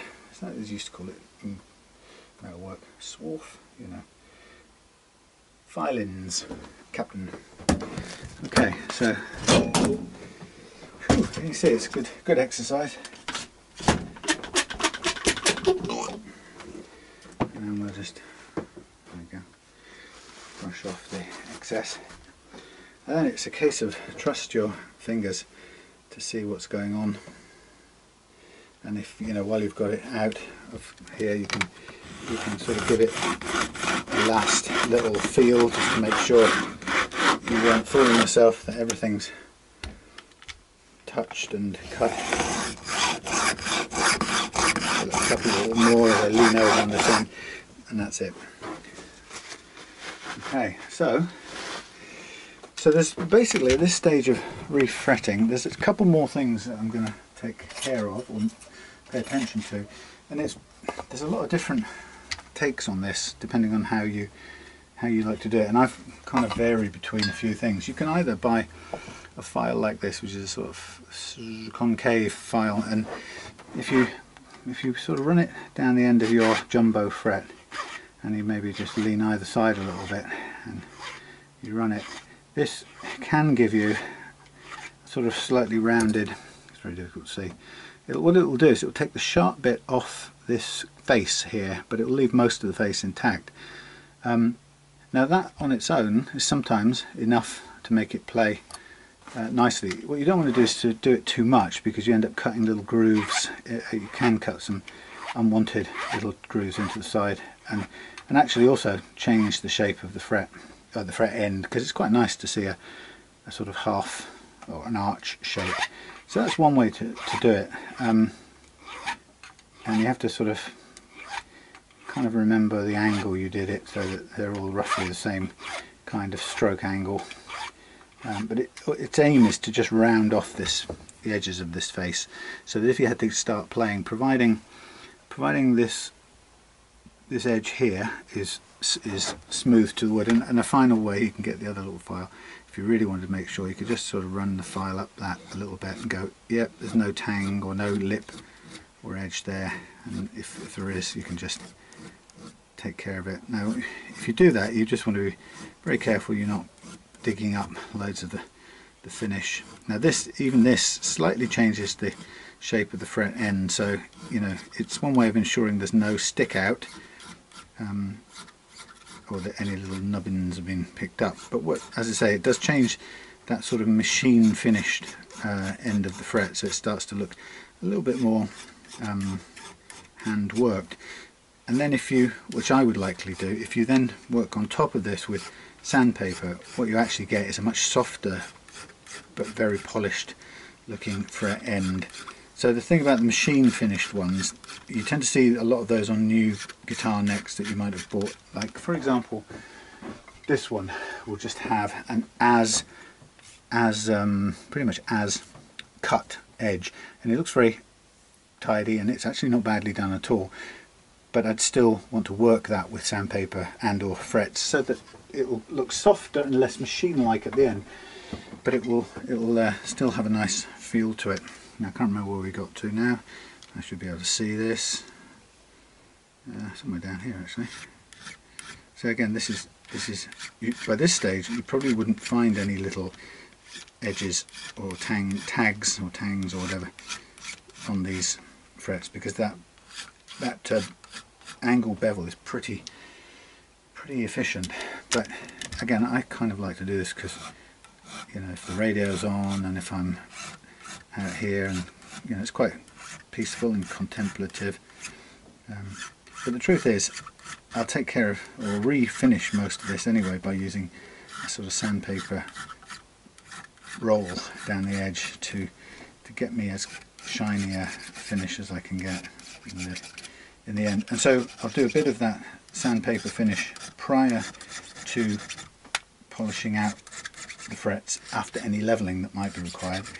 And then finally I'll remember as I'm doing any final polish out of the frets, assuming if fret leveling is required, in that process we'll also include hello you.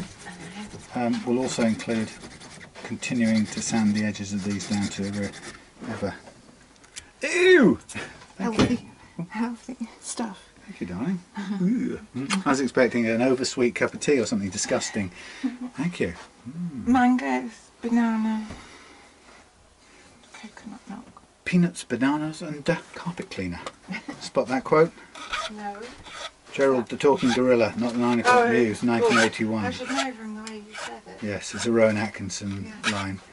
Well, I suppose you'd expect me to say I spend all of my money on peanuts, bananas and carpet cleaner.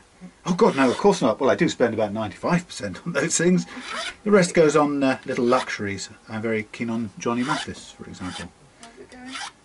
Yeah, it's good. Have a feel. Now remind me I'm there. Third fret. Yeah, that's a vintage 1980s Westone neck refretted. This time I used wood glue instead of super glue. Is that right? Yeah. Wood glue. Wood glue. Glue. Glue. Welsh glue. You can't do it, can you? No. Glue. I used wood glue. Glue, darling. Glue. Glue. Glue. Very nice. All right, bud. Glue. Somebody'd be very happy to play that. This is Brian's. Brian, you'll be very happy. Yeah. So I'm now just doing a bit of end kind of Proper job. fiddling because I like With your end. I like to do that. Leave your end alone. Yes. Anyway, now where did I get to? Oh yes, the 3rd fret. Thank you for my smoothie.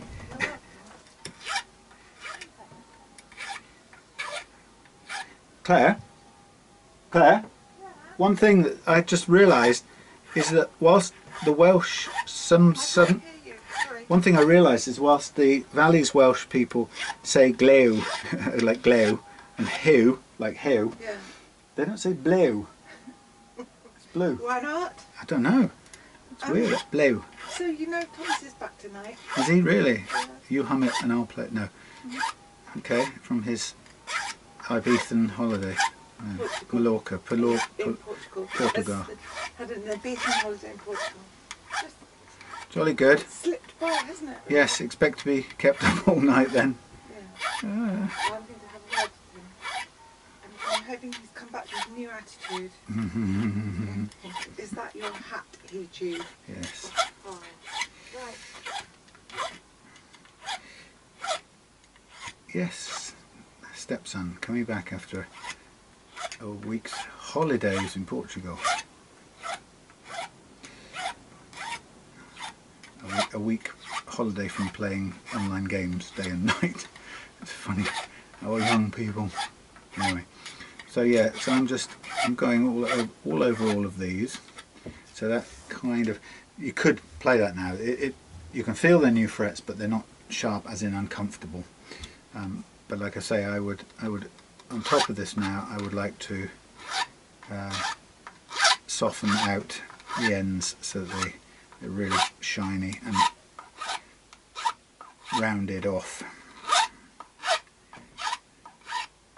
Anyway, so I took out my new Les Paul double cut guitar last night and gigged with it in town in Tavistock, and although the guitar performed really well, I don't really think we did as a band very well. I think we were too loud, and I think there are still too many songs in our set where they're either not two guitar songs, but we haven't faced that fact, and we run the risk of doubling up two guitars doing the same sort of thing because there isn't a second roll, or we haven't worked out something for another guitar to do, and so there's still 2 or 3 songs that for a couple of reasons I tend to just step out of, which looks really odd and not very good in a stagecraft sort of way. Partly that's because, and I don't know if this is technically true, but a couple of them we play. One of them is Love Gun by Kiss, which is just full-on distortion-y madness. And it seems that no matter whether James, the other guitarist, and I, no matter whether we ensure we're in tune or take even greater precautions to be in tune, there's something either about the way he plays those sort of power chords or the way I do with his version of them that means we practically end up sounding out of tune, and within a very, very short time I make the decision to sort of stop playing because it's just in danger of becoming a horrible din.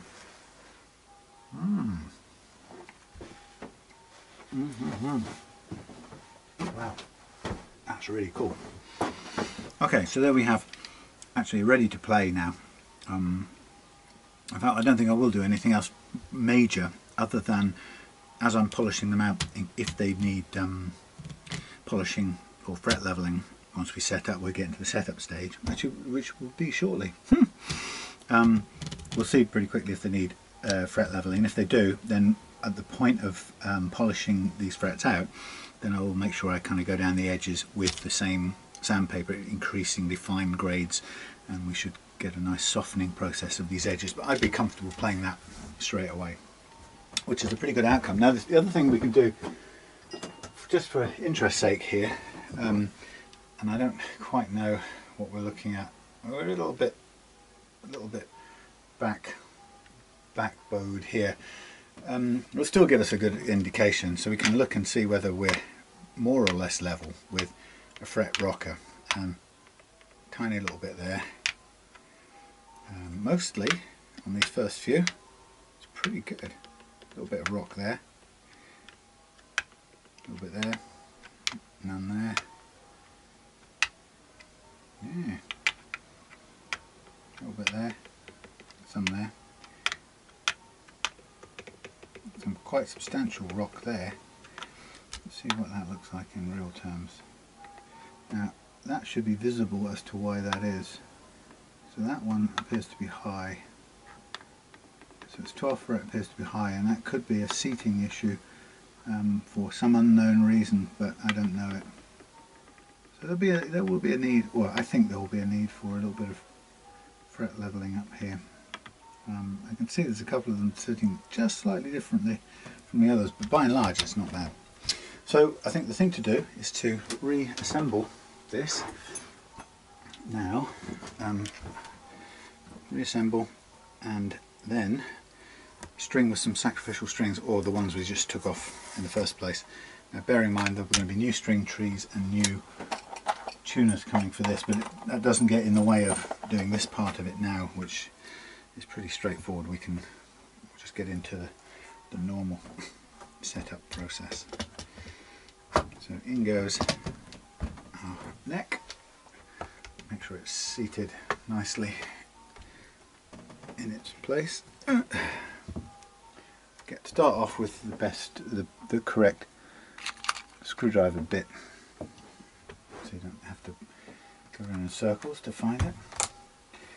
Yes, so anyway, yes, it was less enjoyable last night than other nights, so I don't know.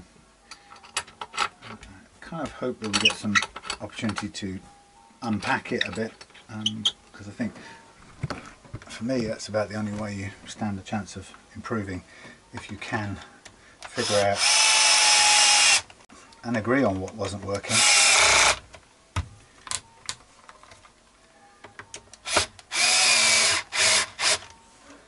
Still,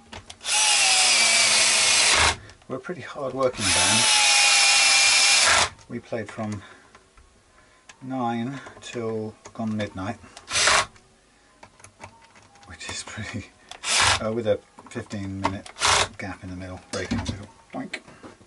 Okay, so there we have the refretted neck back on. I'm going to go off camera a minute, drink my smoothie and re-string this with old strings wherever I've now gone and put them. They're up here somewhere, aren't they? Yep. And yeah, I'll come back and assess the fret levelness with you. See you in a minute. Just for your info, this nut is now too short to use with the new frets, which is common. I'd left it there in the tiny slight off chance that we might get away with it, but it is not to be. Anyway, so what I have, let's see what I've got. I've actually got some rounded bottomed nuts. There's a couple of options here. I can either build that one up, or I can use one of these and kind of take it down. There's a variety of ways, and there's various bits of material here that can build up a nut in a nice, simple, usable fashion, including some thin bone. Actually, here's one. There's some already shimmed in that way. That's interesting. That's shimmed in all directions. Anyway, so here's our original. Here's our potential replacement. Let's have a look at how this curvy thing looks. Get off to one side, would you? Okay, so what are we looking for? That way. So that's really tall, so we can get rid of the curve. And let's hang this up for a second.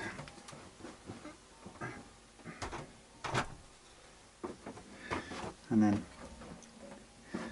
use this to mark this and file this down. They're just a set that I bought in bulk from China, so it's no big deal to sand them down, providing they're tall enough to begin with. I'll do the same job once sanded down, and I can see pretty quickly when I get to a flat bottom. Technically it doesn't even need to be completely flat bottom, but I prefer it to be that way. Just I mean, that would work perfectly well just with that, even with that tiny gap in the middle, but we don't need to. There's enough material in this to take it down to ground level. There we are, a little tiny bit left, lean it back a little bit, flatten it out.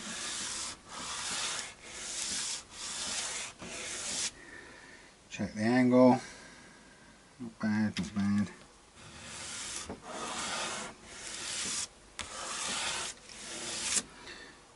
Double check. Have a look where it sits. Okay, that might work. Okay, let's get a look. Also, we just need to make sure that the slot here is smooth, because pulled a few fibres out with the old one. Kind of. Well, the simplest way of knowing whether that will, first of all, is high enough and will play is to get it quickly loaded up, even though it's not glued down or anything.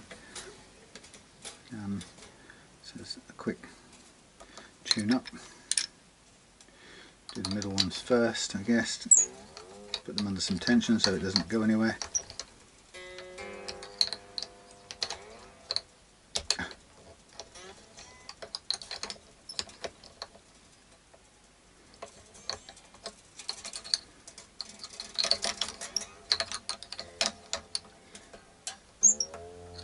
Okay, so that one is, what's the word I'm looking for? High enough.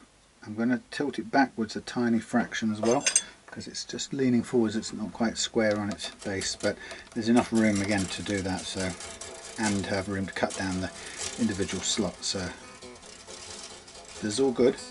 I don't know if you can see from there, but I've also filled that one string tree hole, which just is in the wrong place. I know it's what the original guitars came with, but it'll never play with that, or it'll never tune properly with that where it is, so that's history. So I filled it, and now I'll drill a new one somewhere better. Okay, so this one I'm going to just tilt back a tiny fraction, so I kind of hold it where I want it, mainly move my body to catch up.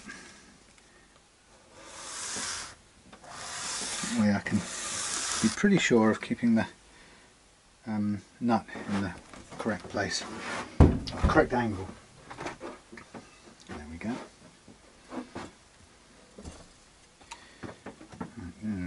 Spin round, lift up.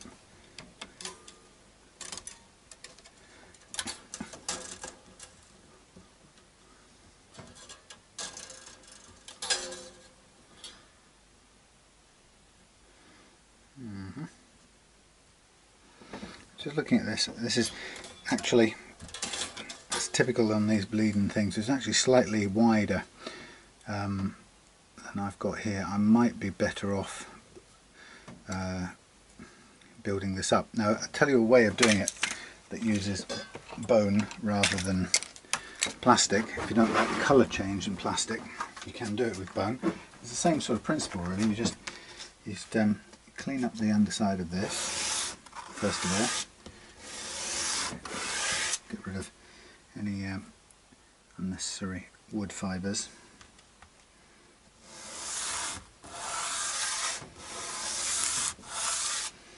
There we go. And then we can find ourselves a bit of bone that we're not using, you know, that's kind of going to be a similar colour, right? So This is the spares department, so it could be all manner of things. I might even have some bits that I cut off something else. Maybe not.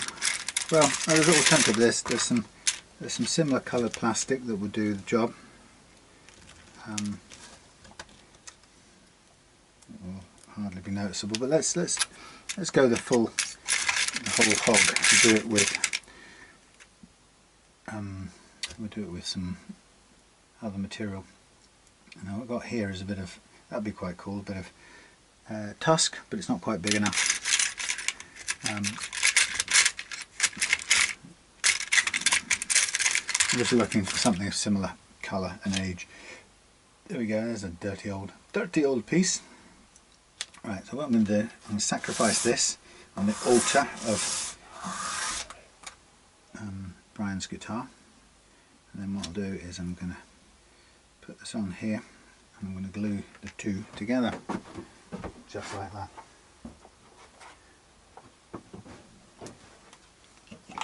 So the one we're working with is the good, this one is the good one.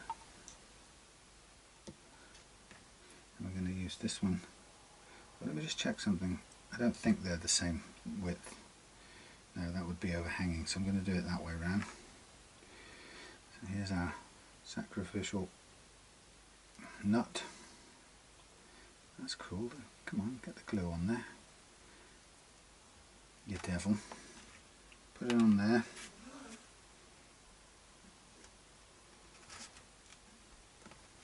Put that there. It doesn't have to be exactly matching, but it needs to match up either end. Okay, I'd rather it was like that, and then we can give a little bit of a press. I'll leave it there for a bit. I'll come back to that, and what I'll do is I'll basically just reshape that and build on an extra boot on the bottom of this nut in a very similar vintage colour, and then that will give us the original nut but some extra material to work with, which will saves putting in something completely new and white, because for the width of this particular slot here, because they made them different in those days, I would have to make a custom nut from a blank to work with that, so it's a bit of a long-winded thing, and it would only just end up looking a bright white bone anyway. So I'm just going to give this a accelerant, such as it will do, because it's not going to penetrate into there, but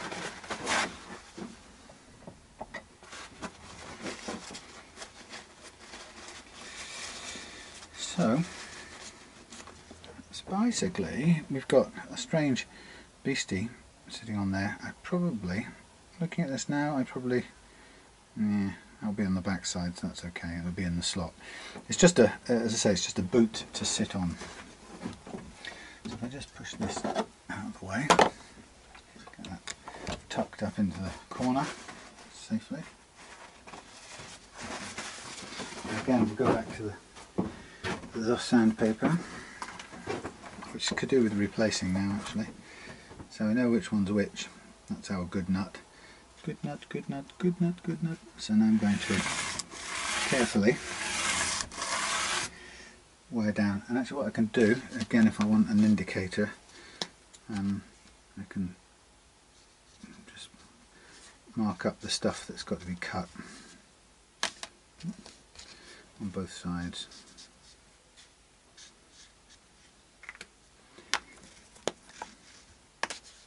That's a nice mess.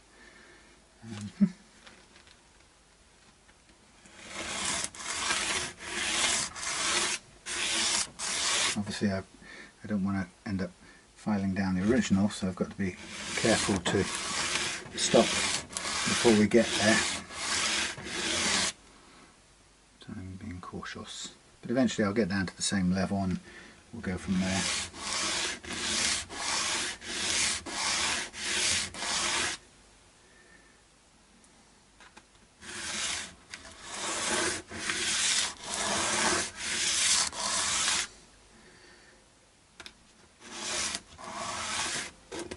sort of putting pressure on the back edge so we keep away from the actual nut.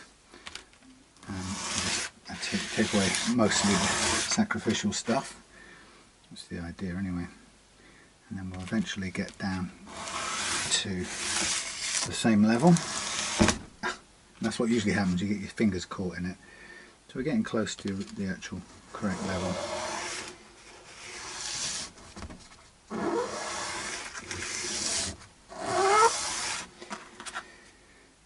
Nearly there. And again, pressing backwards to take away the stuff we want to get rid of, not the original nut. A little bit difficult to get that exact now without touching the other one, but if you're very careful, you can.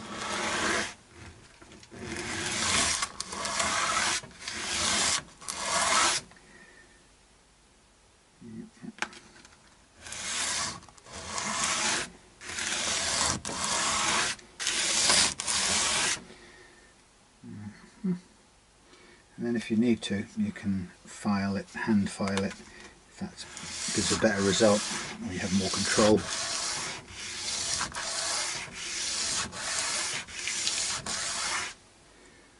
Very close now.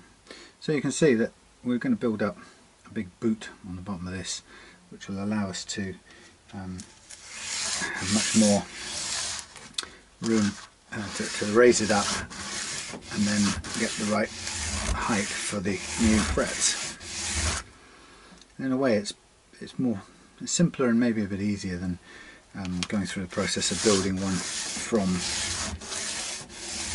a bone blank. And the other thing too is that the reason that this is kind of more of an attractive, sorry you can't see anything, more of an attractive approach or appealing approach is because this preserves the original spacings that the owner will be familiar with.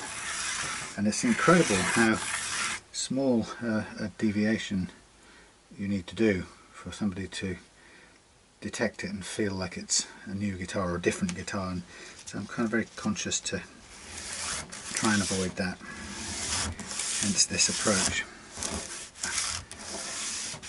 of using the original. It's quite a good way around it. So we're getting close to getting down to the original thickness. You can probably see that that's almost, well, pretty much just slot in now, so they're very close. I'm just trying to take a little bit more off the boot so that they are in fact indistinguishable in terms of the thickness. Very close. I could let them run together now, so that's almost indistinguishable, and so will this be any second now. Near as darn it.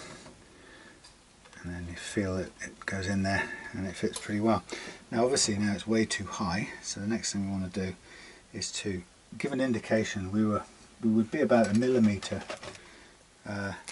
maximum. There would be, the difference would be no more than 1 millimetre, so we can give ourselves a kind of reference point here and just say, okay, we're not going to need any more than this as our footing. Any more than that and we would be sitting up too high.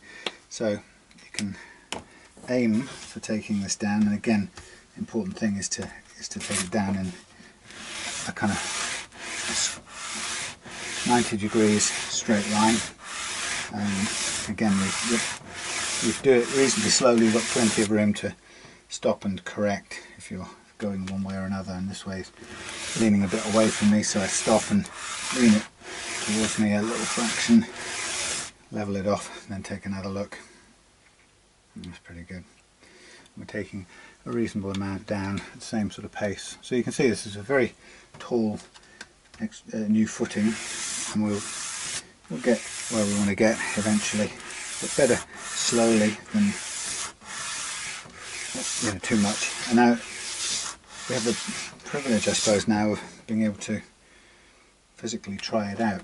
because with the strings on, we can get to the point we want to get to. Check the footing, and that is about 90 degrees, a little bit off that corner there. Let's get this squared off first before we check it. Okay. Alright, so you could see before you commit to buying, you can see how far off the mark you are, and you can see that's a huge extra footing on this thing. I don't know how well you can see that, but it's miles off. It's way too tall. So it's amazing how little a difference, you know, will make all the difference. So I'm going to keep on going until we get to closer to that mark, and then stop and correct for squaredness of bottom profile. Okay, and we're still about 1 millimetre. Let's change sides, put a bit more pressure on this side.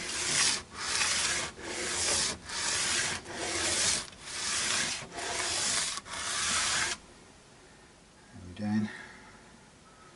Right, we're coming down towards that extra 1 millimetre that we're heading towards, that extra 1 millimetre that I lined up, and even still that's way over. It's also, there's something about the shape of this that's pitching it forward a little bit a second, so let's see why that is.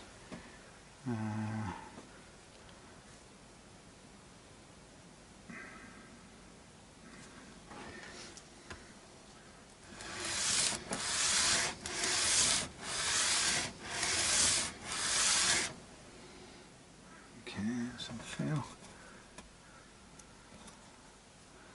It's interesting. Interesting.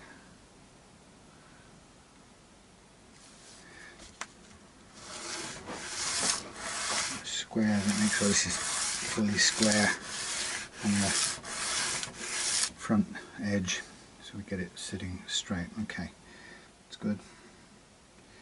Now I'm going to just level this off now as well as I can.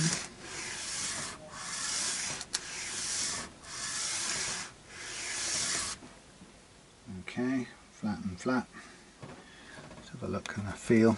Okay, still plenty of room in there, but it's sitting nicely. Let's put it under pressure a bit. Yeah, look how big a gap, I mean a bigger lift that is, so that's still way above. So it only really needed a few tenths of a millimetre, if that, but no problems at all. We'll go until we've got it right. Hopefully we can just stop at the right point.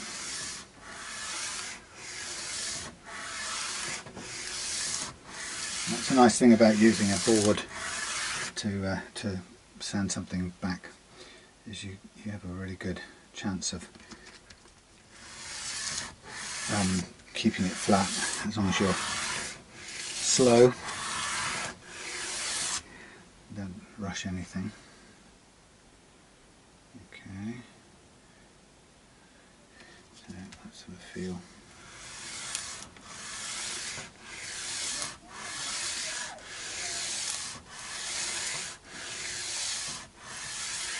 Of course, this is now critical.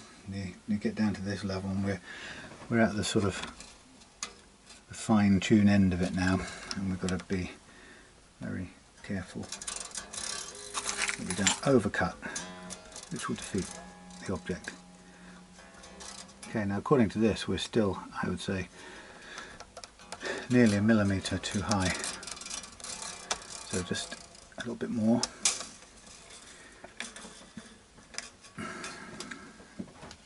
So very little was actually needed in the first place, but I just used a big chunk for the sake of getting the bone, using bone instead of plastic. Okay.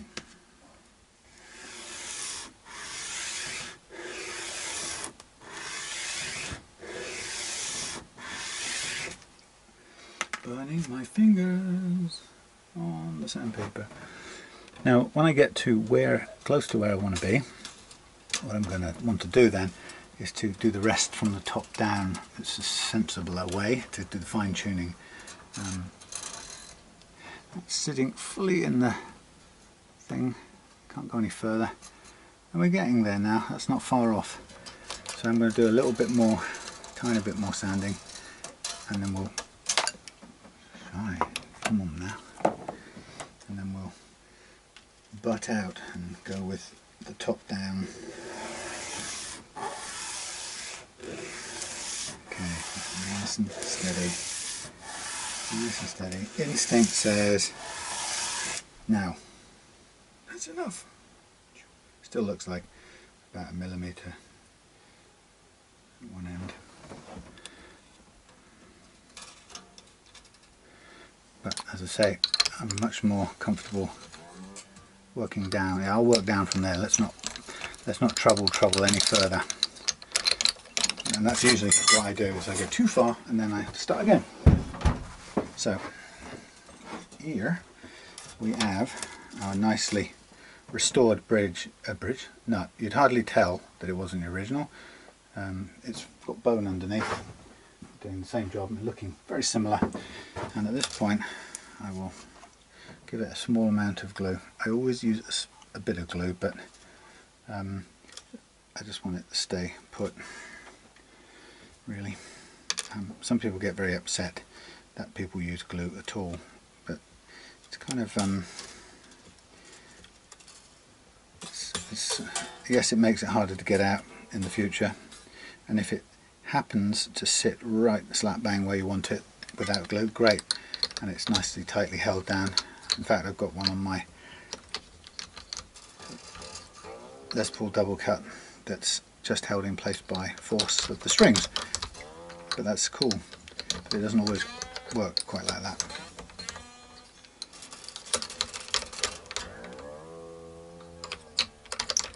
Get on there, thank you. Yeah, we're almost spot on all round actually. So it's always a deceptive thing. So you think you've got loads to go, and then you put the strings on, tighten them up, and you go, oh bugger, I've done it, I've overcooked it again. Woo. I think that popped down into the nut, which we'll have to look out for. And that's what's happened to that end. Bugger me, see? Anyway, I can worry about that later. Now, for now, I'm going to use this as my reference point for fret leveling. This action is down on the ground anyway. So, right, let's just first of all get a note. I'll find my tuner. See, I've yet to successfully cut a nut from the ground up that way. I tell you. Come on.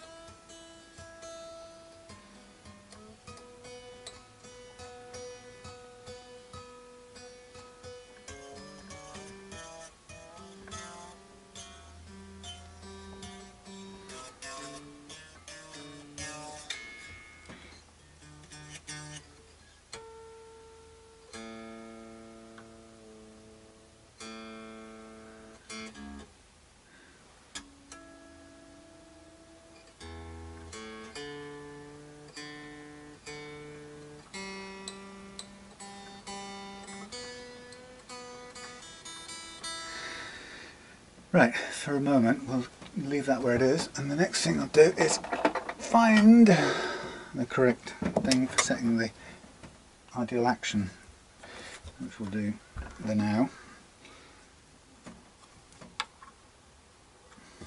So pretty much should be the same roughly where it was, but I'll just double check. These down here seem pretty low.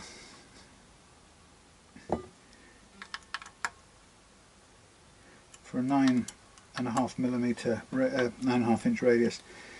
1mm at the last fret is too low. I can tell you now. And this one is much higher for some reason.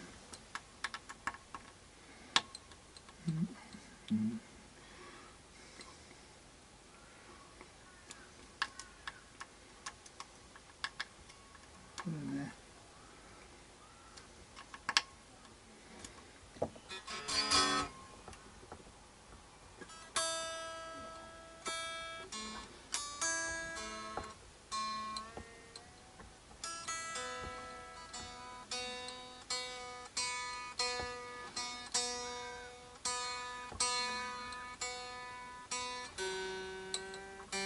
String trees are awful.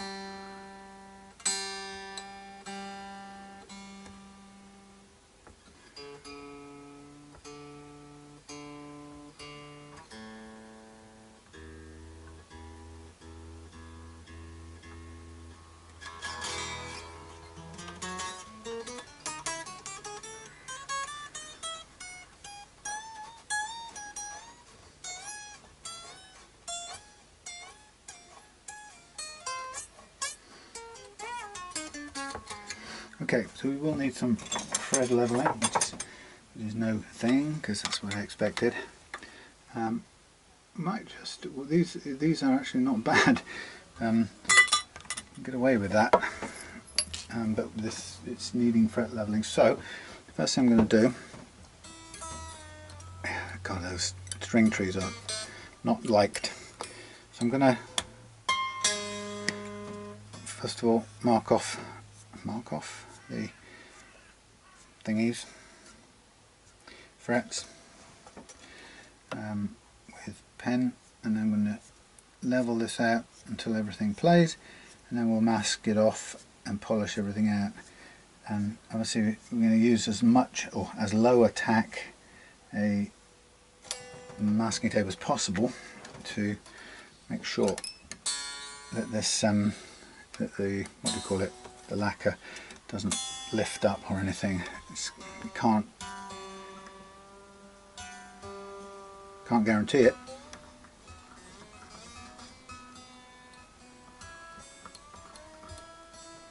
but we can try and do our best. So low tack and just being very careful when removing it. These slots are not good at all. There goes my pen top. The slots on the nut are terrible, so they're really gripping the strings, so that's something else that we're going to take care of very carefully. That shouldn't be a problem, so expect all of that to ease off with this process coming up now, which is what I like about the setup. And that this setup is obviously all part and parcel of the refret service. As is, by the way, checking out and cleaning the pots and doing any other little things I can do to put right obvious problems.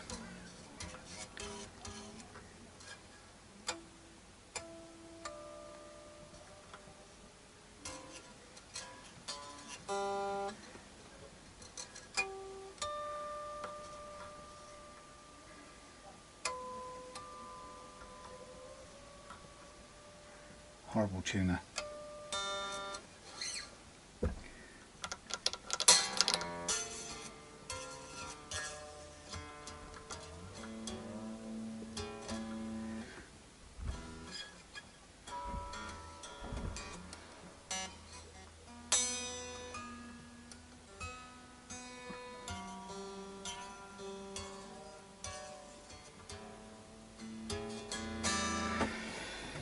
Okay, that will do for purposes of fret leveling, so let me get some of these bits and pieces out of the way and then we'll get straight on into the goodness that is leveling of frets.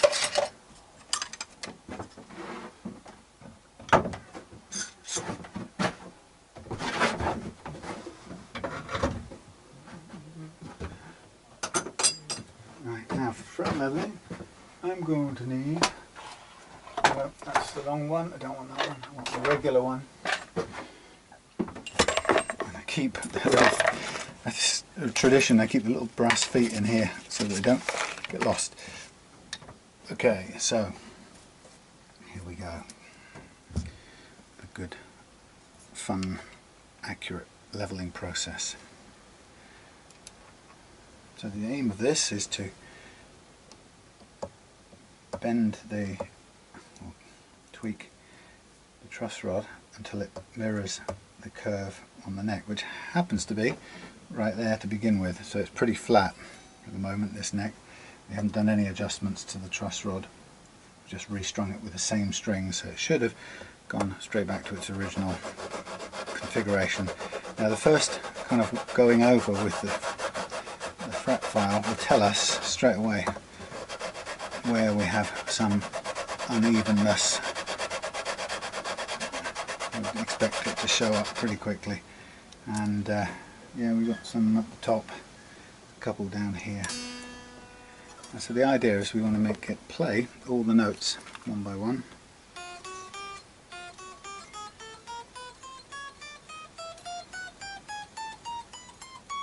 Which it does perfectly. So that's not far off being a good refret. It's just a couple of spots elsewhere that we're going to take care of. So I'll use the same calibration for the next track, and we might see any unevenness start to emerge now as we work the file. So for example, I'm seeing a couple of high spots here and one there, and again we check first of all to make sure all the notes in the track play.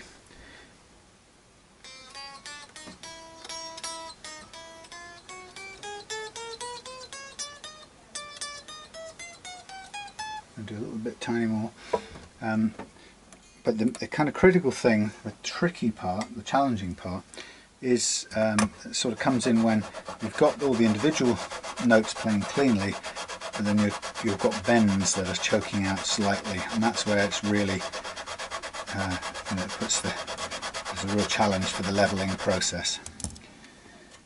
So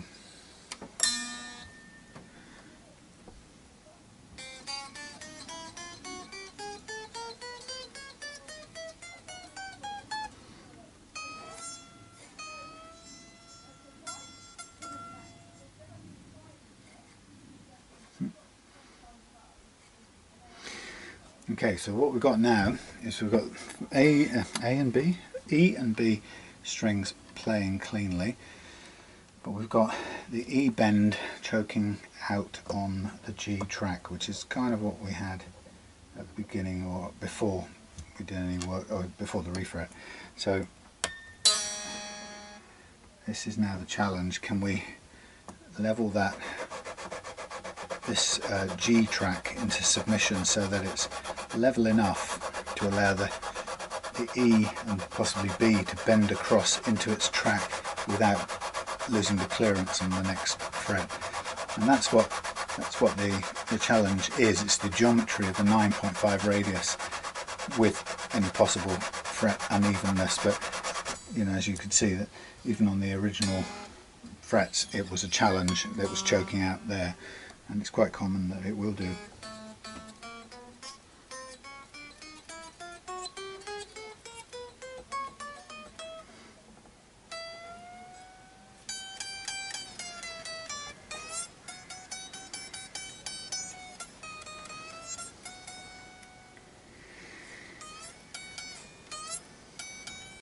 See, the problem is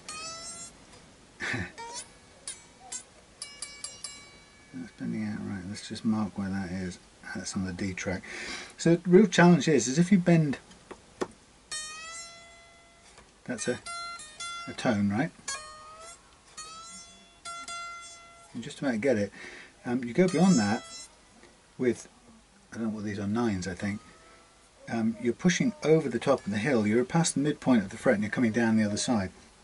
Now without raising the action, and actually it could be way too low on this thing anyway, but without raising the action you can't defeat, you see that's sub 1 millimetre, I should have paid more attention to each of these. Yeah, you can't defeat the geometry of it basically, you're subject to it. You can't push the string up and over a hill and down the other side without forcing basically the crest of the hill is going to interfere with the string trying to reach its anchor point down there. So you really have a challenge on a tight radius, but you have a challenge when you play past the centre line of a curved fret, full stop. There's no way about it. So I think we should be alright actually, judging by this. So I'm just going to make sure this is a little bit more accurately reflecting the actual radius.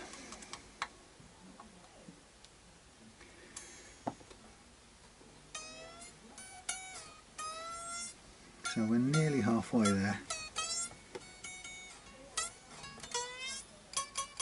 It's joking out. That's gone past halfway. So it plays up to halfway. So that's a kind of a physical limitation of the actual radius of the guitar, the 9.5. So if we go to 1.5, and this may be worth just documenting as in my head as a kind of an absolute finite actually. If we go 1.5, I think you'll find that 1.5 on a 9.5 radius is probably all you can get given the actual geometry of the neck itself. It doesn't matter how much you fret level, you can't account for the fact that you're going over the top of a hill and then trying to make the string on the other side have clearance when in fact it's kind of coming into contact with the top of that same hill. If you sort of get what I mean, it's a really difficult geometric challenge. See, there you go. No. So that's still at 1.5. I'll do a bit more fret leveling, but at 1.5 millimeters on the high E, we'll call that our reference benchmark for a 9.5. At 1.5 on the high E, we want to be going straight across at 1.5, so I'll make sure it does that. 1.5, it's under. Of course, what you get is because it's on the far side and you don't bend the strings in the same way, you find that the bass strings can actually start to go as low, if not lower, than the treble string radius.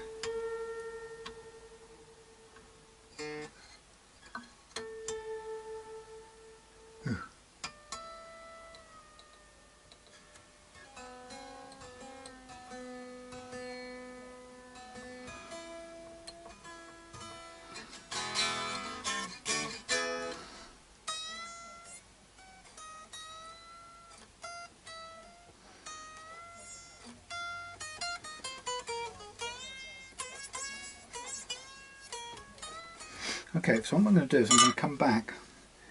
I do that usual thing of making fingerprints on there. I'm going to come back and I'm going to reset. I'm just going to check something.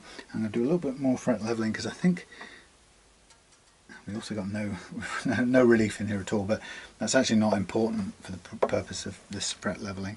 So long as the tool matches the neck, it's fine. But from a playing perspective, in a minute, we probably want a little bit more relief in the neck to play. There's our match. So I'm going to do a little bit more leveling.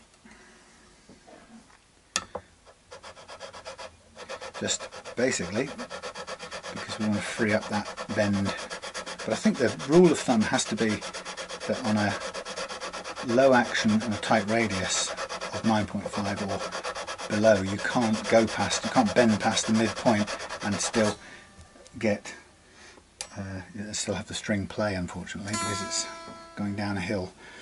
It's going up a hill and down the other side, and there's no clearance possible unless your bridge is miles high, which means your action is raised significantly.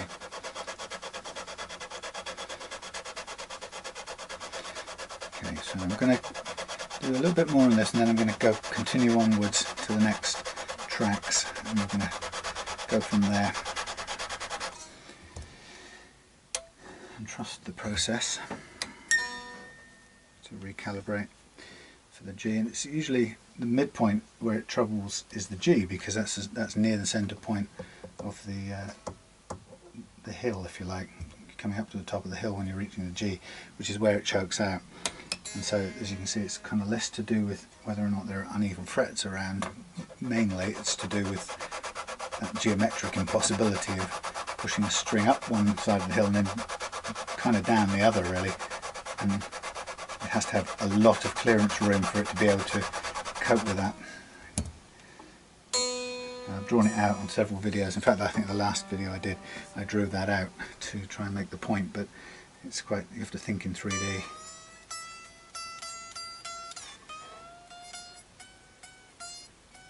Now, we might find that aiding this will be a little bit of, can I even get in there? A little bit of relief in the neck wouldn't go amiss. Now this is I don't know if this is even going to be close fit. It certainly isn't going to be.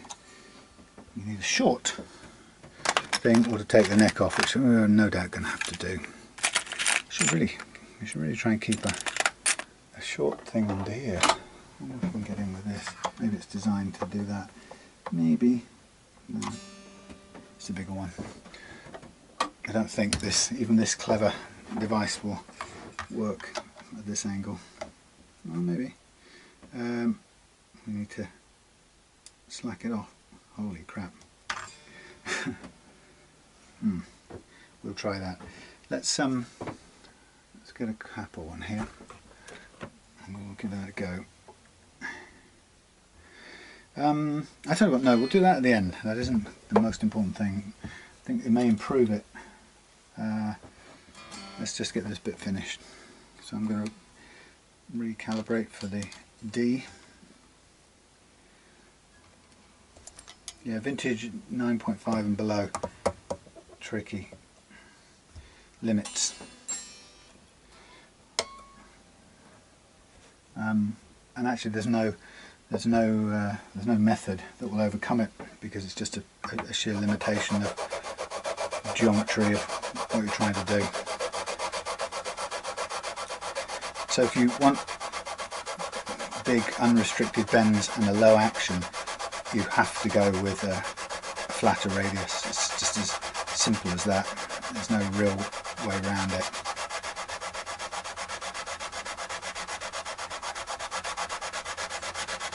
So I'm just going to do this in one go so we don't have to come back to it.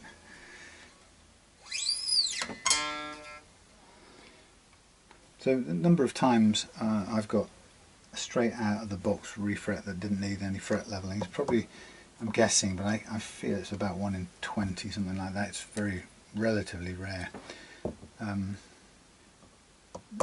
Just because it's an imperfect method. I mean, if manufacturers can't do it, almost never do it with all their machinery, it's practically impossible for me to do it by hand. So when I do get one that's perfectly level, then it's just a sheer good luck, really. I mean, it helps to get a lot of the things taken care of first, like making sure the fretboard is level, making sure the frets are seated perfectly in the slots, and so on and so on. But to be fair, whether or not it needs fret leveling tends to be more down to random little details that you can't take care of. So, okay, so you can see where it's taken off most of the material, so there's a few uneven frets it's had to work on.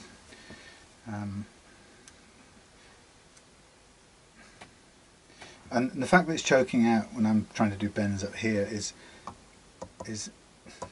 kind of as much to do with the geometry limitations as it is to do with any uneven frets. In a sense, it magnifies the impact of uneven frets because of the way the string is going up over the hill and down the other side. But so uneven frets don't help in that situation, but they're not the primary reason for it. It's the limitation of the geometry that causes it.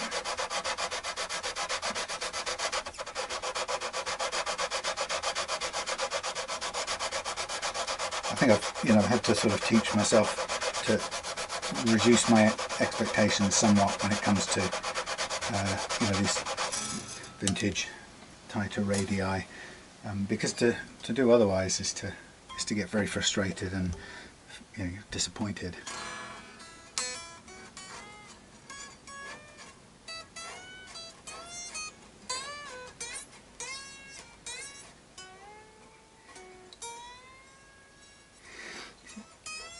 See what it is, it's the position down here, down a hill. You're coming up a hill, then it's having to go back down a hill with no clearance, and that's why this one is worse than that one, and that one's okay because its anchor point is not as far down. This is correspondingly further apart in vertical heights because it's reflecting that radius there. So the tighter the radius there, the tighter that is. Anyway, that's as much as I'm going to give it, and what I'm going to do is I'm going to polish it all out, and we're going to set it up for slightly more relief in the neck, so it may help give a little bit more clearance, because it needs a little bit more anyway at that point. It may improve the clearance, but we are going to work to the geometry of the 9.5, having done as much as possible to level as many of the frets to permit bends as far as we can go. Like I say, it is ultimately constrained by the laws of physics working with tight guitar neck radii. I wish it wasn't, but it is. Okay, so these strings have done grand service twice, so they're going in the bin. All I need to do is just to make sure I know what the gauge is. I'm pretty sure there were 9s.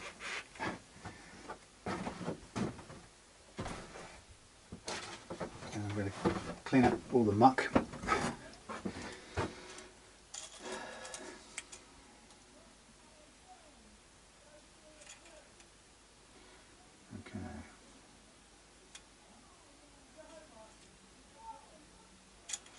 Okay, they could be hybrids, but they're 9s. Let's just check this. They're not 10s, which for a short scale guitar is probably, yeah, the 9s. But for a short scale, it makes it feel quite bendy. Let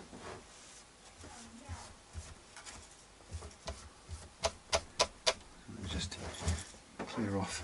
Now what I still need to do, should have done it, I still needed to just finish those slot heights. It wasn't critical to take care of it just there, but I'm going to just have to finish that off with the new strings on, which is just not the normal way around. I prefer to do it. Okay, so just cleaning that up a little bit, getting some of this goo off there. We'll come back to that as well because I need to do one more thing right now. To bin these old strings.